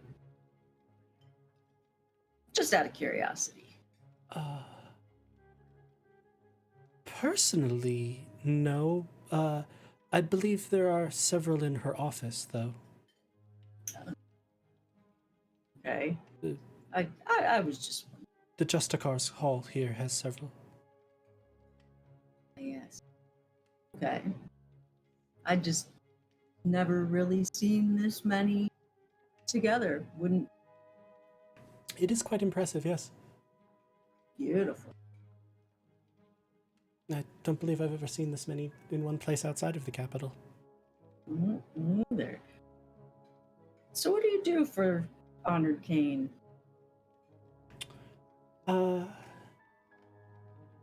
I try to help her in her work really however I can. My Honored Kane favors a direct approach, shall we say, and sometimes it helps to have someone who's able to have a conversation more gently. See. And you're that person. Yes, at times. Mm. I'm willing to bet she relies on you a fair bit. Would be very gratifying if that were so. She is extremely accomplished as in her work, and it would be good to be of service. Would I know from her title what she does?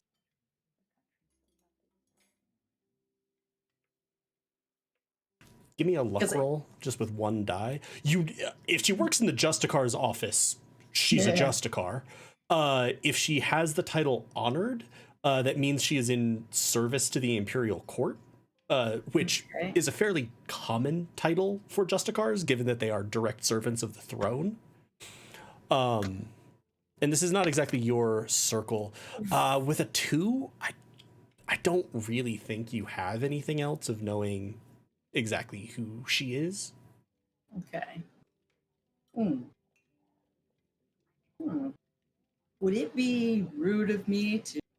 Because I'm not. I haven't been in town that long myself. So I'm not familiar with Honored Kane. What does she do Oh, for the Justicars? and you're gonna see him kind of register Minotaur. Mhm. And with what you've said of I haven't been in town that long, seems like, he's like, yes, of course. She is one of the knight captains of the Justicars.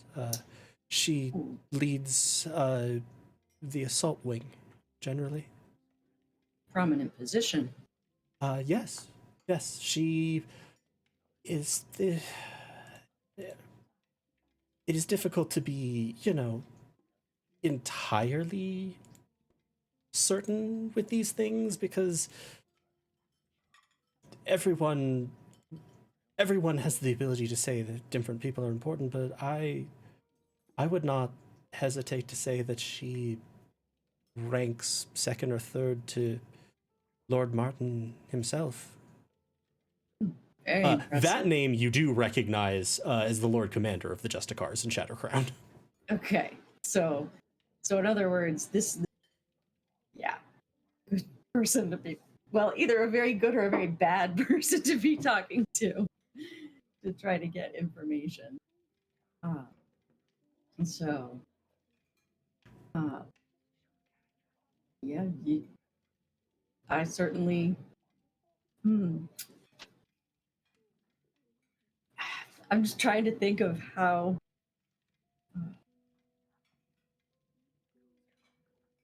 Do the rest of us hear this conversation at all, or is Mick still just full focused on the silver light too far away? I think around this point in the conversation, Mix can disengage from, like, you've been breaking down what apparati they might have used to mount this, how they're continuing that, like, their power cells for it. The other two who are out there, you can decide where you were in earshot for this. Gramps is nowhere near anybody in this party. He's absolutely gone off to find interesting people to mingle with. So Same. Okay. So I would say Mix at this point in the conversation, if you wanted to, you could join the scene, but it seems like people have generally scattered to the winds. I think that she would have overheard a little bit about this and maybe would just kind of see if she could find Honored Kane in the crowd and like mark who she's talking to and anything like that. But yeah, I'm gonna say that it's not too hard. She's moved a bit down the west wing of the building, but she's still in sort of this main central area. There are the equivalent of like velvet ropes blocking off most of the wings. And she seems to be chatting with, you would hazard a guess, at a noble. would the assault wing of the Justicars, would that be who Mix assumes was in charge of staging the... Quite possibly, yes. That's the kind of go out and arrest people. That would be the directness that Samalen is referring to. Yeah. And I'm trying to think of a way to ask that to him without. Yeah. Well, if you don't mind, Mix joining then. Oh, please, yeah. Could she just be like, oh my God, the assault wing, that's so exciting. When's like the last time Justicar Kane, Honored Justicar, I'm so bad at this. Wow. Oh, Kane. Honored Kane like was part of like an assault. What was like the most cool thing that she's done recently? I'm afraid that she would be far better. She enjoys telling these stories. The volume like, of which is partially servants based on like how us, much she's had to right? drink. So as the evening progresses, you may be able to sort of just hear one in the area. Cool. She generally is more focused on commanding operations than taking part in them directly.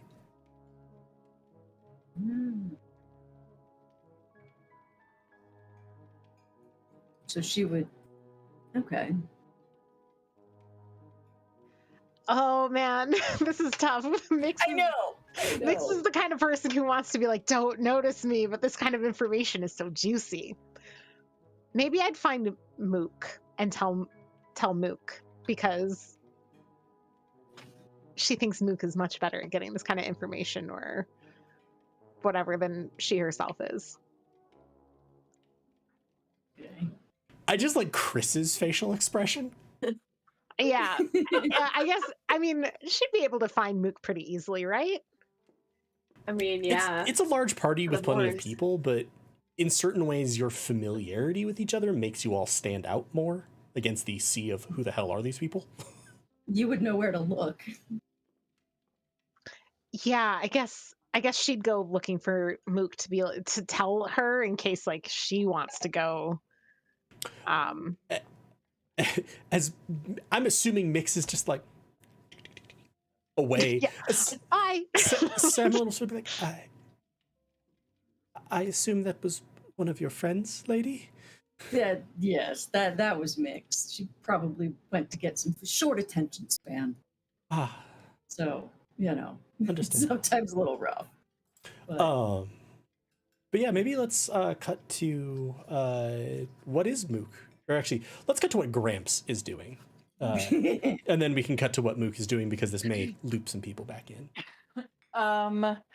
So Gramps is interested in... His first thought was to look for the most attractive person in the room. But then he thought that's boring. So then his second thought was to look if there were any other minotaurs in the room. Gender irrelevant. I'm not making people roll a lot for this, because you're just looking around, and these are not like, where's the latch to the secret door? You take damage for this. Like, Yeah. what? So I'm going to actually sort of answer both questions. As you're sort of scanning the room, you don't see in at least this portion, and it seems like this is everywhere you can go in the party right now, though you do hear noise from out front. So it seems like, the backyard wasn't set up to be part of the party. Maybe the front yard is part of this. And Jonas even alluded to that of like, I'm going to go meet people out front. So maybe there's sort of an area where they're mingling there. You don't see any minotaurs inside, at least. Looking, though, you do see a very striking scanning.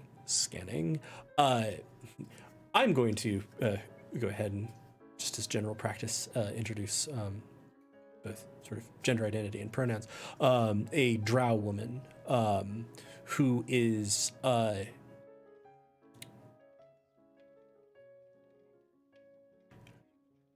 wearing a very tailored dress to show her figure, which is very fine. She also, Gramps would just be able to see from her posture, the way she carries herself. She knows how to maximize her attractiveness. Like, everything about her outfit, her posture, her sort of presence in a room this is someone who is very comfortable being extremely beautiful and likes to have that be a noticeable thing. She is standing sort of to the side of a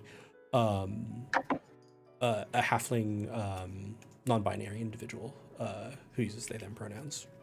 I know you don't know any of that, but I'm just saying it in the Sure. beginning. It's just easier than having the conversation. And feel like- they are very, very finely dressed and have some of the marks that you would recognize as quite potentially being nobility. She, interestingly, does not. As I walk over to them, is on the way, can I like pick up 3 champagne flutes or something along those lines? Yeah. Okay, I'm going to very deftly hold all 3 in one like big hand, like have just like a stem in each finger hold. And make your way over.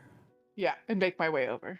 Uh, And I'm gonna say to the drow woman as I walk over, I'm going to say, I couldn't help but notice that you look like you're dying to be noticed over here. It can be rather enjoyable.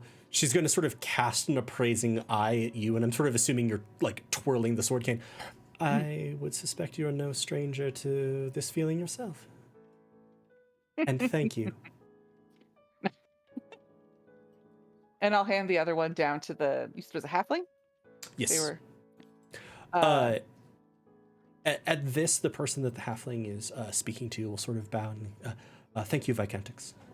And this actually is enough for you, because while you're not big on the nobility, this particular pairing is now standing out to you. A halfling Viscountess and a drow woman who is very beautiful. This is Agilbert Banks, is the halfling. Again, a Viscount. They've managed to form a lot of connections with non-noble families. They don't have a very powerful family, but they're making a lot of money. And she is their consort. They are not formally wed, and she is not from nobility. Okay. They are, referring to the duo, far more obviously and openly attached to each other than would be normal for this kind of relationship. And there are often whispers in the Gem Quarter, etc., that she is essentially his business partner. And probably, she seems way more active than most consorts would be. So I came over here first because you seem to be 2 of the more interesting people at this party. Flattering of you to say. And from indeed. My name is Gramps. It's lovely to make your acquaintance. Indeed, a pleasure to make your acquaintance. And you're going to see them stop for just a second. Agilbert Banks, a pleasure. Oh, yes. I've heard of you. I'm going to shake their hand. Or at least reach my hand out to shake it. They will. And you notice that they did not introduce themselves with their title. And the drow woman will extend her hand for you to kiss it. I am Miss Helene Tehar. Pleasure. Pleasure is all mine. Oh, let's hope not. I generally try to make that not the case in all of my interactions, but... Outstanding. So, what brings you to this party? What brings you here? Tell me about yourselves. I know we just met. I'm just a very curious person. I'm a curious old man. I really am. The theme of this. The Viscountess will sort of look. You hear a couple of people are sort of coming up towards them. Like, dear, if you could perhaps entertain Gramps here. I'm sorry, it was a pleasure, but several of my business associates are requesting my attention. Of course, I understand. I'll take good care of her. Indeed. And they are going to sort of step away. And she will, at this point, sort of, again, faint smile on her lips. Like, we always enjoy a good social outing, and it seems that the Duchess Blag's arrival has generated a great deal of interest. How could one miss this if one had an invitation? What have you heard? So many things. It seems that the experts of the Gem Gardens are quite excited by their arrival, and this party generally, as we can see. And that she's going to sort of expertly be naming off houses, pointing at like food that is passing by, entertainers, musicians, etc. Other than that, it seems... I'm sure I can trust your discretion. The bit odd that a noble of such importance would merely arrive here in Shattercrown with so little fanfare or knowledge of it. True. And from what I heard, a lot of people are using a lot of different titles to refer to her. I feel odd. Are they? That is indeed intriguing. This is a lie. She knew that. Bitch. Don't you lie to me, and I slap her across the face. No,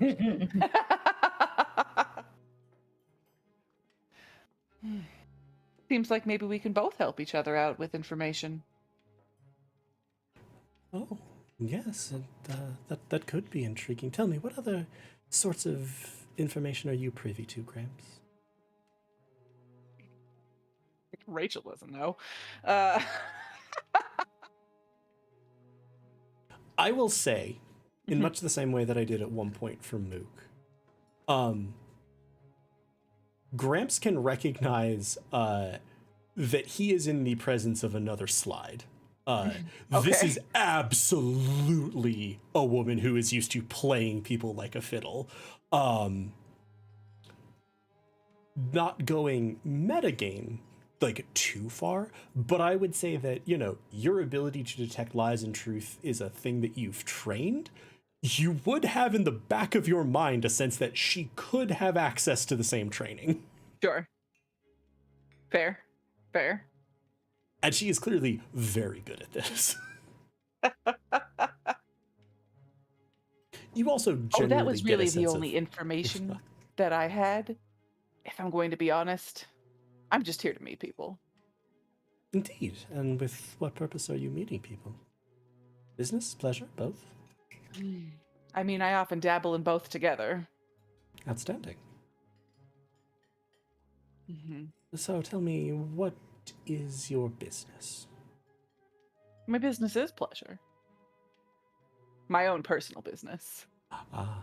So you do not seem to be of the Gem Garden. No, just a frequent patron. A Gramps after my own heart. So, if your personal business is your pleasure... I am a retired Leviathan hunter.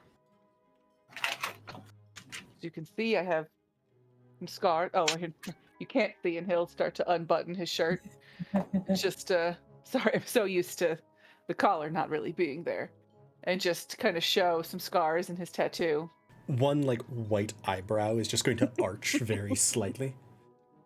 Interesting. Yes, indeed.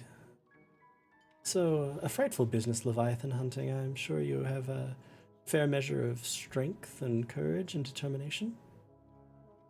Yeah, and I also have a bad back and, you know, some torn ligaments, but still spry as ever. Ah, good to know. So your business is your business is your personal business of personal pleasure. You like to mix business and pleasure. Mm-hmm. Interesting. And I know she'll... that sounds like I might have slept with a Leviathan, but I haven't. I don't think it would work well size-wise. Though the tentacles are intriguing. She'll sort of pause. You see that eyebrow just raise like a half a centimeter more and then settle back down. And she's gonna sort of, Garrett, dear. And you'll see a human man sort of step forward. Give Gramps here a card. I think that there could be some profit to be made. What with his business and pleasure interests.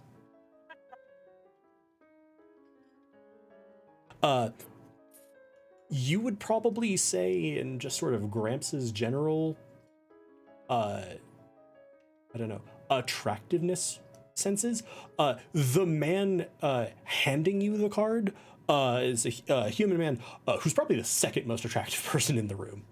I'm going to look at him and I'm going to say, do you have a card for yourself as well? Oh, I do. And he will just slip you 2 cards. You're not sure which, but one of the 2 of them is heavily perfumed.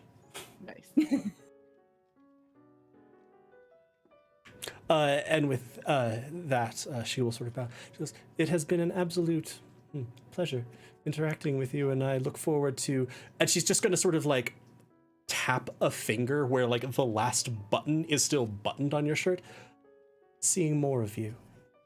But I must go and see how dear Adalbert is doing."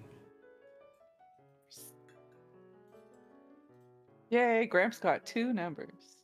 I'm really using this party for important game work here, you know. I mean, they're connections, right? I feel like the the numbers that Gramps gets should be experience at the end of the session. You know, I do feel like this definitely hits somewhere in the vice. I mean, his range. vice is fucking all the time, so it's true. It's I not think even I the wrote it complication from the specifically. vice. That's just the vice. My vice literally says getting all the sex. That's how I wrote it. So, you know. Yep, I remember that now. Oh, yeah. All right, looking at the time, let's go to Hux in the kitchen. Sorry to make you wait, Chris. That's fine. You muted Sam. so while everyone else was busying themselves with getting dressed and figuring out what they were going to be doing, Hux did that real fast and spent the rest of his time procuring some documents. Yeah, so he's basically trying to find, like, at this point by the kitchen, like the sous chef or the head chef, just looking to speak with them. Do you want someone who's responsible for the house as a whole, or do you want someone involved in like specific preparation of food? I know you said sous chef and head chef, but the thing is, there's kind of like 3 different groups cooking in the kitchens that are from different catering organizations, and then there seems like there's a household servant of Lillian Bloggs overseeing things. The overseeing person. Yeah. Okay. So yeah, there's another servant who's dressed in very similar livery to what Jonas had on, and that is as a view into the mind, a person that I definitely had not written out. Ellerid, who is an older half-elf man. Okay. Be him. Alred, you said? Ellerid, sorry. Elered. Had to go to the good old list of NPC names that I generated a while ago. It basically just reads name, lineage, pronouns, general age. Hello, good sir. I am Harold. I am here on behalf of the Aldworth family.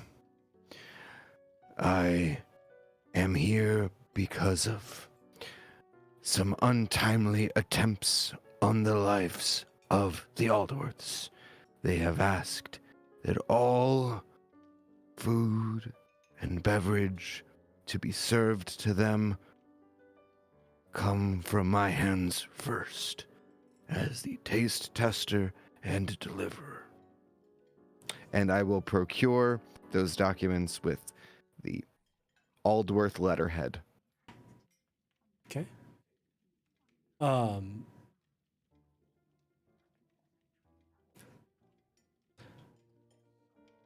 The Elred's just gonna sort of. This man is like. You know the point where the clipboard is starting to like sort of explode into other clipboards? That's sort of what he's got going on. He looks borderline frantic. He's the Baron Aldworth food testing. Yes, I was not aware that the Baron had arrived yet, but Jonas is late bringing in the current arrivals. Yes, of course, very good. Well, it would be ill-advised for the Aldworth family to arrive and consume food before it was tested, no? No, of course, that makes perfectly good sense. We are currently on the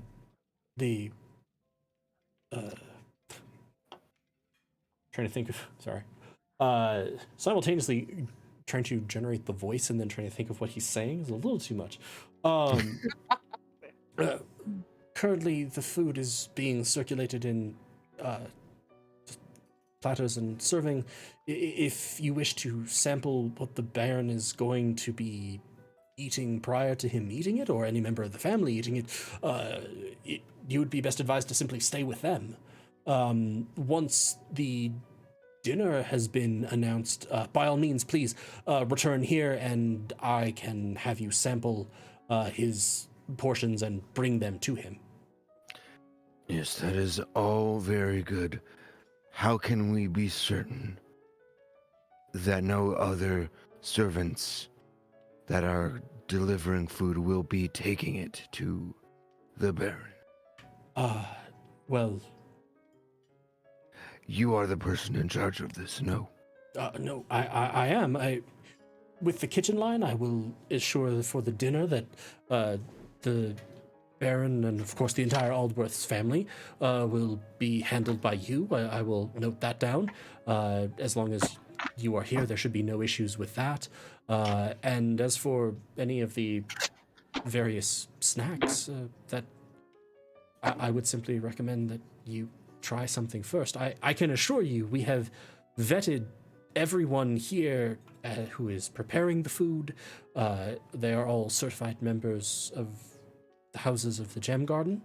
And as for servants, they have all been rigorously vetted as well. But I understand the Baron's caution, and we will accommodate it in any way we can. This is all good and well. I will wait here for the food to be prepared. And while all of this is happening, I know that I've yet to get mind link with my astral self dog. And so right now I'm just kind of relying on it as a totally separate being until we can reconvene. But this whole time I've wanted him to kind of keep tabs on the box. If he can find it. Oh, you mean crate. trying to track it? Yes. Okay. Give me... You'll need to roll to see how successful that is. Yeah. Following the sense of Gramps and Lady.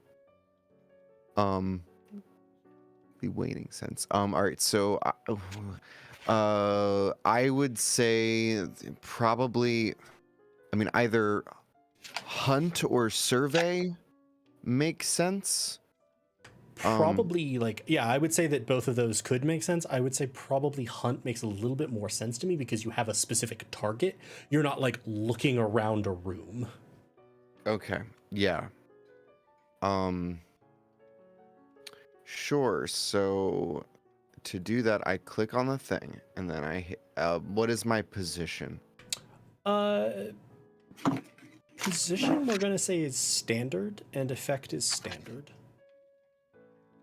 So controlled Yes, for sorry. position. No, not controlled. Risky is what it's called. Oh, okay. Let me restart that. Risky. And then standard effect. Yes, if I could remember the damn words, it'd be a lot easier for me. And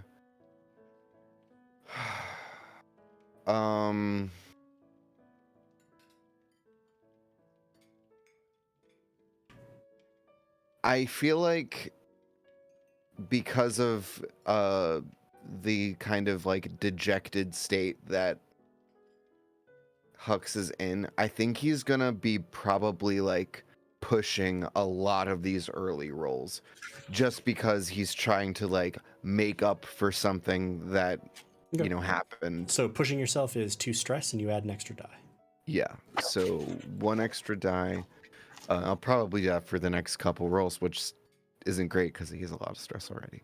But anyway, all right, so here's 1 bonus die, and here we go. I got a 6. Okay, full success.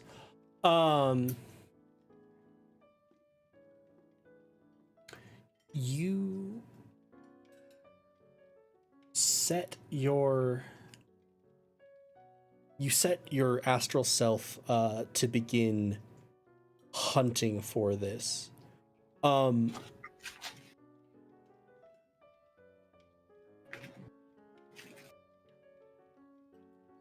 You don't have mind link, so you're not sure what's happening, but I'm going to say that I'm registering that was successful. And I might need you to make another roll on that again sort of later for it. But for now, above the table, it's going well. You don't know what that entails. You don't know where your astral self is in the manor or anything. And it's going to take long enough that will sort of be proceeding later. Okay. If that makes sense. Do I get a sense, so I got a sense of success. Do I get a sense of danger? Yeah, I'll go ahead and describe just overall. This place has a lot of wards on it. Is what your astral self is kind of noticing as you're tracking. And while your astral self isn't a ghost, it's close enough that you probably don't want to touch the shit that's anti-ghost. Yeah. So that's part of why it's taking a while, and the sense that you get for success is that it's moving farther away from you. You don't know exactly where, like you're not sure what direction in the manor it's going, but you do get the sense that this is moving progressively farther from you. Okay. But still probably within the manor itself. Yes, certainly within the bounds of the manor itself. Okay. Yeah, so then I guess, the next step is just, wait for food preparation. Okay. Well, if there's anything that's already complete, I'm sampling it. Yeah. So. I will also say that Ellerid will absolutely be occasionally handing you like bits of food that are going through, just that you're even things that are going out to sort of the snack, the aperitif and hors d'oeuvre trays, etc., and is just giving you small tastes of things. He will say, like, again, if you wish to ascertain fully the safety of Baron Alfred, that going and being with him for this part will probably be best, but I will certainly hold his dinner until you have returned, assuming that it is not too long.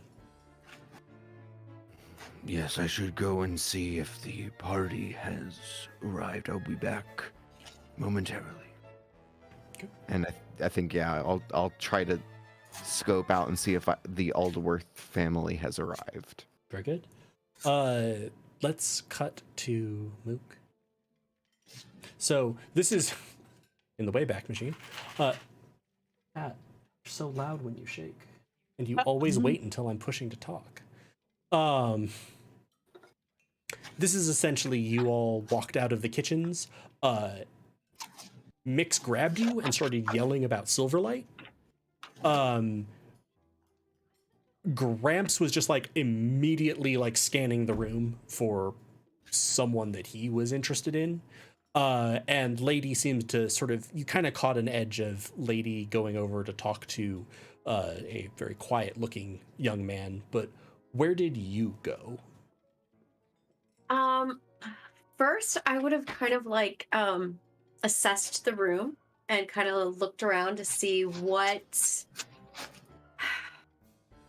like, are there cliques? Are there like groups of that there are certain like people in? Like, can I tell that this is a, I guess, since servants are allowed to be part of this party, I'm trying to kind of like, because I'm very certain that there is a sacrifice of some sort getting ready that is going to happen throughout this night. Yeah. So I am like trying to get a feel for like the energy and of the room. Okay. Let's go ahead and make this one a roll. This one is probably a study or a survey. I can do study. And We're going to say that this is controlled circumstances and normal effect or standard effect. okay. 6. A 1 and a 6. I'm either, all the way or not at all. Yeah. You're kind of trying to do this, I assume, a little surreptitiously. So you're not just like, hey, what's everyone doing? Right. Yeah. So the first thing you notice, and I'm sort of trying to like parse where this information should come in. Mm-hmm. The servants are generally, you would say, with their employers. Okay. Most of them are not moving around the way you all are. That would make sense based on what Jonas told you, because it would be normal to bring an attendant to a party, but they would normally just trail along behind you very quietly. So that kind of scans, and that feels about right.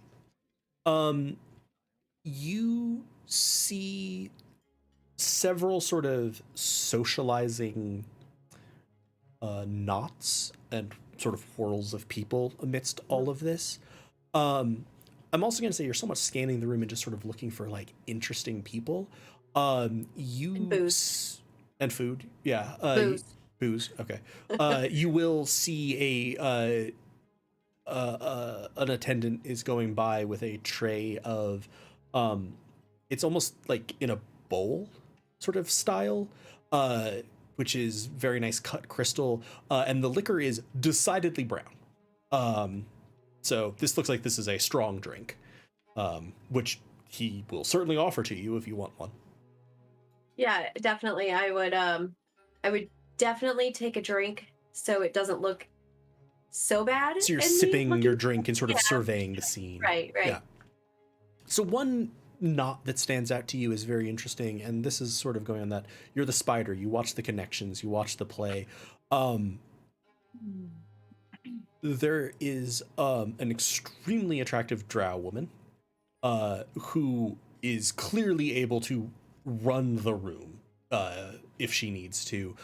You also see Gramps making a beeline for her. Of course. With like just a whole stack of champagne flutes. I would say also you're familiar enough with the scuttlebutt of sort of Shattercrown generally, that this is such an unusual pairing that you'll get the same information, not the conversation, but the identitative information that this is probably Viscountess Agilbert Banks and their consort, Helene Tehar. So that kind of registers for you. You do see an entire group of nobles that are an obviously large cluster of nobles that are kind of talking in hushed tones. And again, with that full success, they're reading they're looking out at the room, and they don't seem entirely happy. Okay. You also see a very nicely dressed woman, very bright colors. Mask has sort of very large, sort of plumed feathers coming off of one side that are almost sculpted back, who is talking to another woman. The one with the mask with the plume of feathers is, in fact, honored Lucia Kane. Okay. But she stands out to you because she just like fucking cuts through this room. Like, it's like, I'm gonna go talk to you now. And then by God, they are talking to her. And then she kind of is doing that and moving from place to place. And it's like mingling taken to the level of a contact sport. Where she's just sort of speedily cutting through the party, talking to people. She seems perfectly pleasant, but you do get the sense that people are occasionally left with this sensation of, oh my God, what the hell just happened? Nice. Okay. So with my drink, being somebody who... It is very good, by the way. Well, it better be. It's brown. Being a spider, being, someone who has basically made it as long in life as I have, as being someone who, kind of knows the ropes. Standing on the outside of the party would definitely look sus. So I would just kind of take my drink and casually stroll through the middle of this party and kind of just, maybe nod at a few people, but definitely my ear is just trying to kind of pick up things. So I just basically would walk in towards the center of the room. Sure. So yeah, let's carry that 6 over. And what I'm gonna say is you walk by Helene Tehar, who is very definitely giving as good as she's getting with Gramps. Sign of things to come. You walk by another small group that includes Agilport Banks, which is where they sort of moved off to from that conversation. They do indeed seem to be talking about some kind of business proposal. Not that you have a ton of experience with nobility. This is clearly an individual with a head for numbers and business, which might surprise you a little bit with a noble. They're discussing things, and it's like, well, no, if the ships aren't arriving until next week, we cannot have the goods for sale in the shop until the week after, because they, have to be removed from the ships. We have to check them, etc. And so, like, it would be unusual. It's unusual to you to see a noble sort of leading someone through this kind of very hands-on process.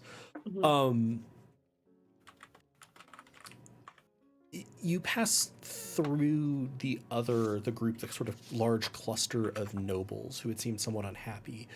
You do recognize, or several of them are talking, and you hear one say to a human man, but Count Newgate,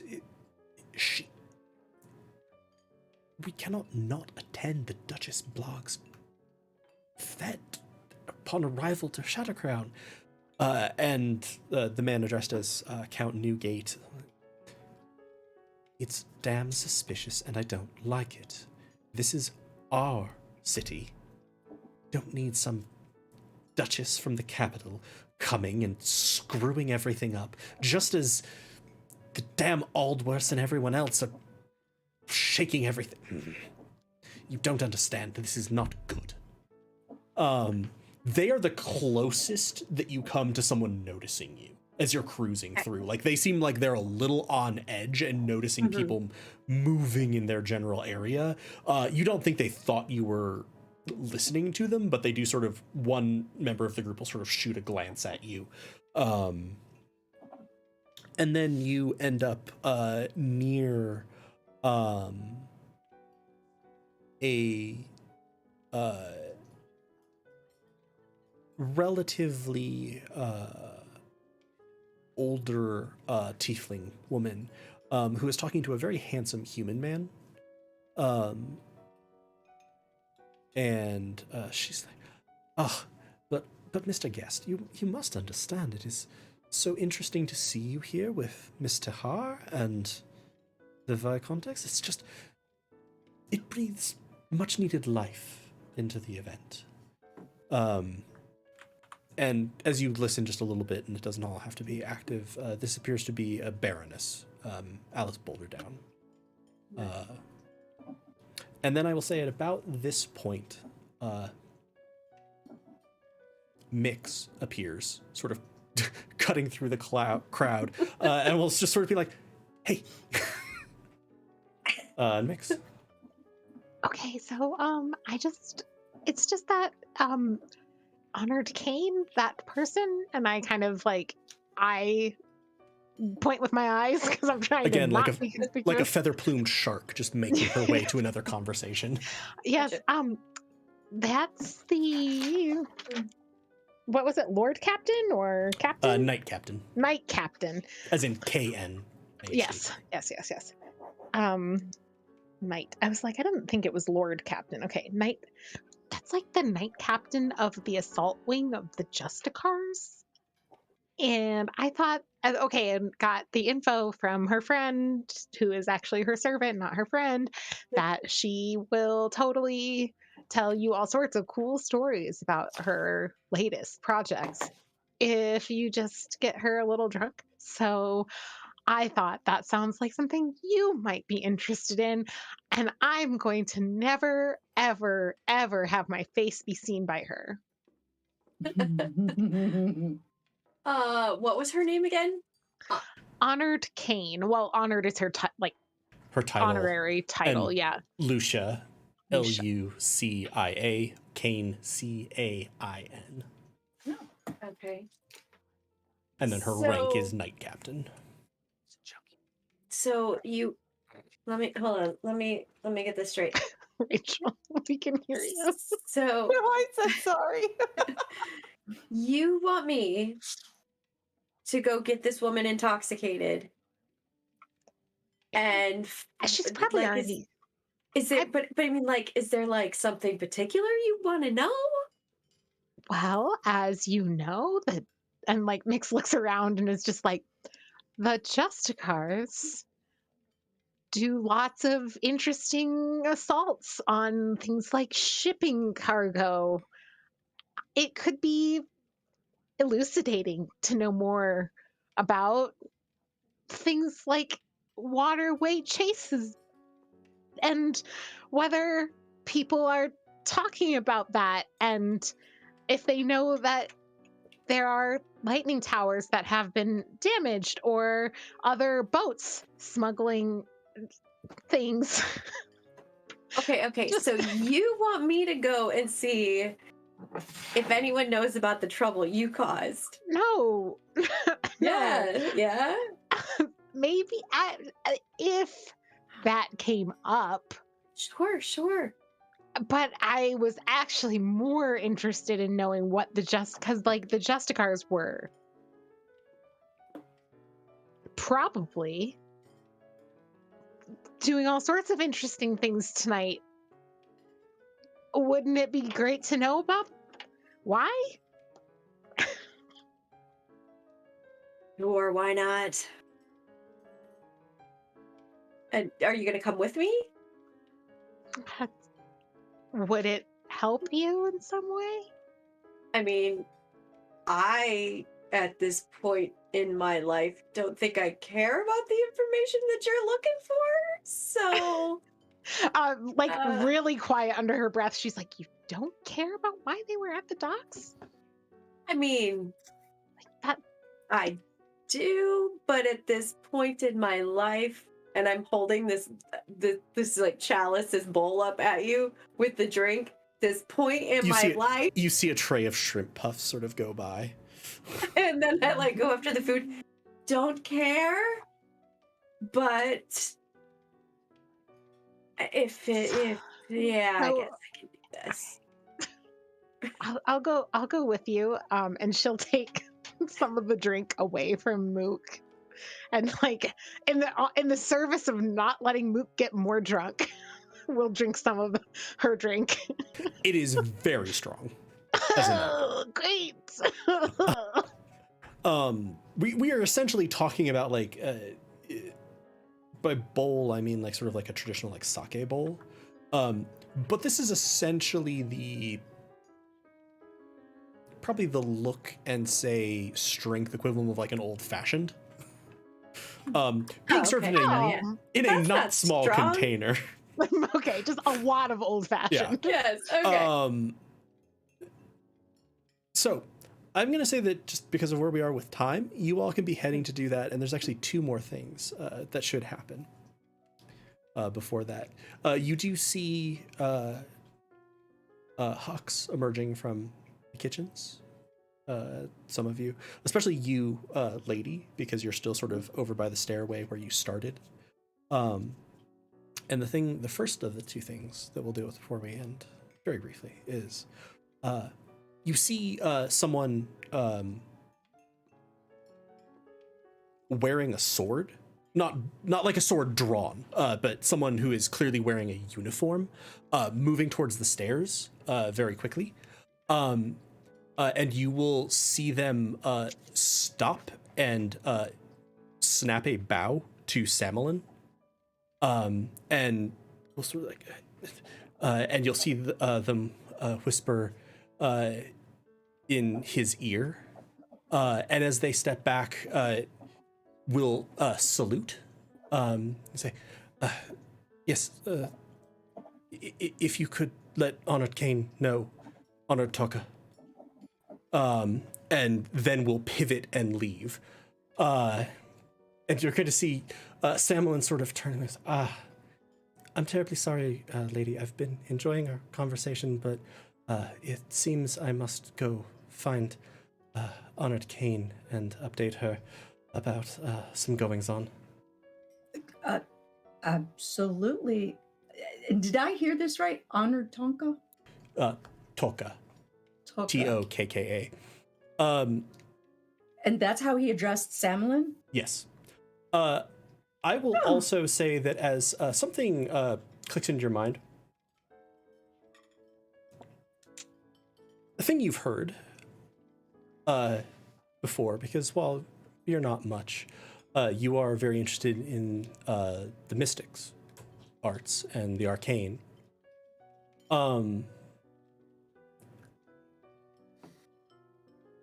There are 2 main branches of the Justicars.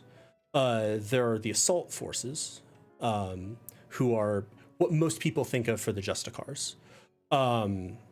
They arrest people. They are a quasi-military force. The other side of it is the Seekers. They are the equivalent of Black Ops. They are intelligence gathering, and they are trained in the mystic arts. The Seeker captain of the Justicars is Honored Toka, and is widely rumored to be the illegitimate son of the Emperor. And he will bow. He's like, truly, I hope to be able to find you again at some point in all of I would this. like that. And he will begin cutting away through the crowd. I'm gonna grab Hux. Hux is like wandered out, and there's just like suddenly a minotaur hand is around your shoulder. Hux, I just spent time talking to Honored Taka.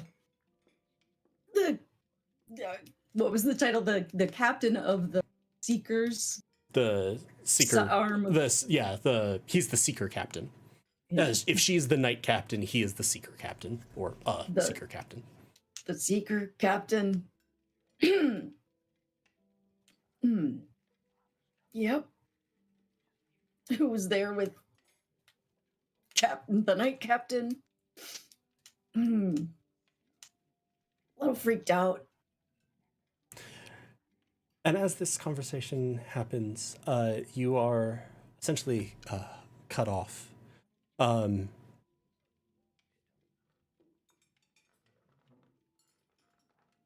as Mix and Mook begin making their way in the wake of Honored Kane's aggressive path through the party in an attempt to get her drunk and then get her to spill secrets, as Gramps continues to try to find other Minotaurs or attractive individuals to engage in banter. And as Lady absolutely loses his shit over the fact that he was just talking to a person who is arguably far more dangerous to you than Honored Kane. Two Hucks. The sort of background music will cease, and a essentially simple melody will be played on string and flute. And from the top of this grand staircase, there is now a figure standing. She wears a pale cream mask that fully covers her face, showing only striking purple eyes. She is, as you all sort of pivot from the sort of group dynamic of attention going, she is breathtaking. Her poise, her just general being is immediately seizing of your attention. And from the foot of the other staircase, the one across from you where it terminates, you will see Cedric Ballantor, without clearing his throat, but the room has just sort of thought, and may I present my lady, Duchess Lillian Blogg.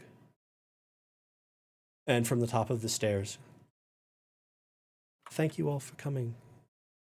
It is a pleasure to see each of you here tonight, and I look forward to getting to know each of you more. I have some things to say, but first and most importantly, and she'll sort of hold up a glass, a toast to each of your health. And let's stop there for tonight. Even more and more sus. Thank you so much, everybody. Thank you so much for everybody playing. Thank you so much, everybody, for hanging out in chat. Thank you so much if you're catching this in the YouTube archive or the podcast at some indeterminate point in the future. If you would like to join the community, get all the latest updates, etc., please, !Discord, get a link, join our Discord. We have a lot of fun in there. We play a lot of games. Movie nights, Rachel reads to us on Sundays, and slowly but surely we too will gain the ability to read for ourselves. But we're going to know lots of horse terminology because the Eye of the World has a lot of that.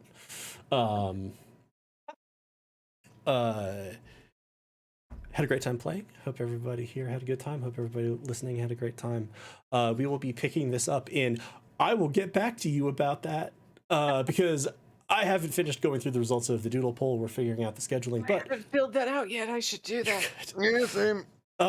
We do have programming upcoming next week. I believe we are looking at on Monday, Goats of Saltmarsh, which is a similar yet very different tone to this.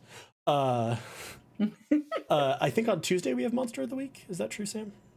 Probably. Okay, probably Monster of the Week on Tuesday, and then on Thursday probably Spire. And I do not believe we have anything on Friday because it would be Fates of Rin, and I'm not going to be in town. Oh, I didn't know that. We had said that a while back, and I think that then we'd lost track of that because what the hell is time? But we have programming here every week, usually multiple times a week. You can go ahead and follow us for free, get notified when we go live. And as always, also check out Sam's Bandcamp for the amazing audio track that goes with this trailer, which is legitimately a thing I just listen to for fun. And I think one of my favorite comments that we had on that was Monty's comment of "Holy shit, I want to play this video game now," in response to that trailer, and it was very, very well deserved. From all of us here at Helpful Goat Gaming, stay safe, be well, be kind to yourselves and to each other. Love y'all. Bye. Ah.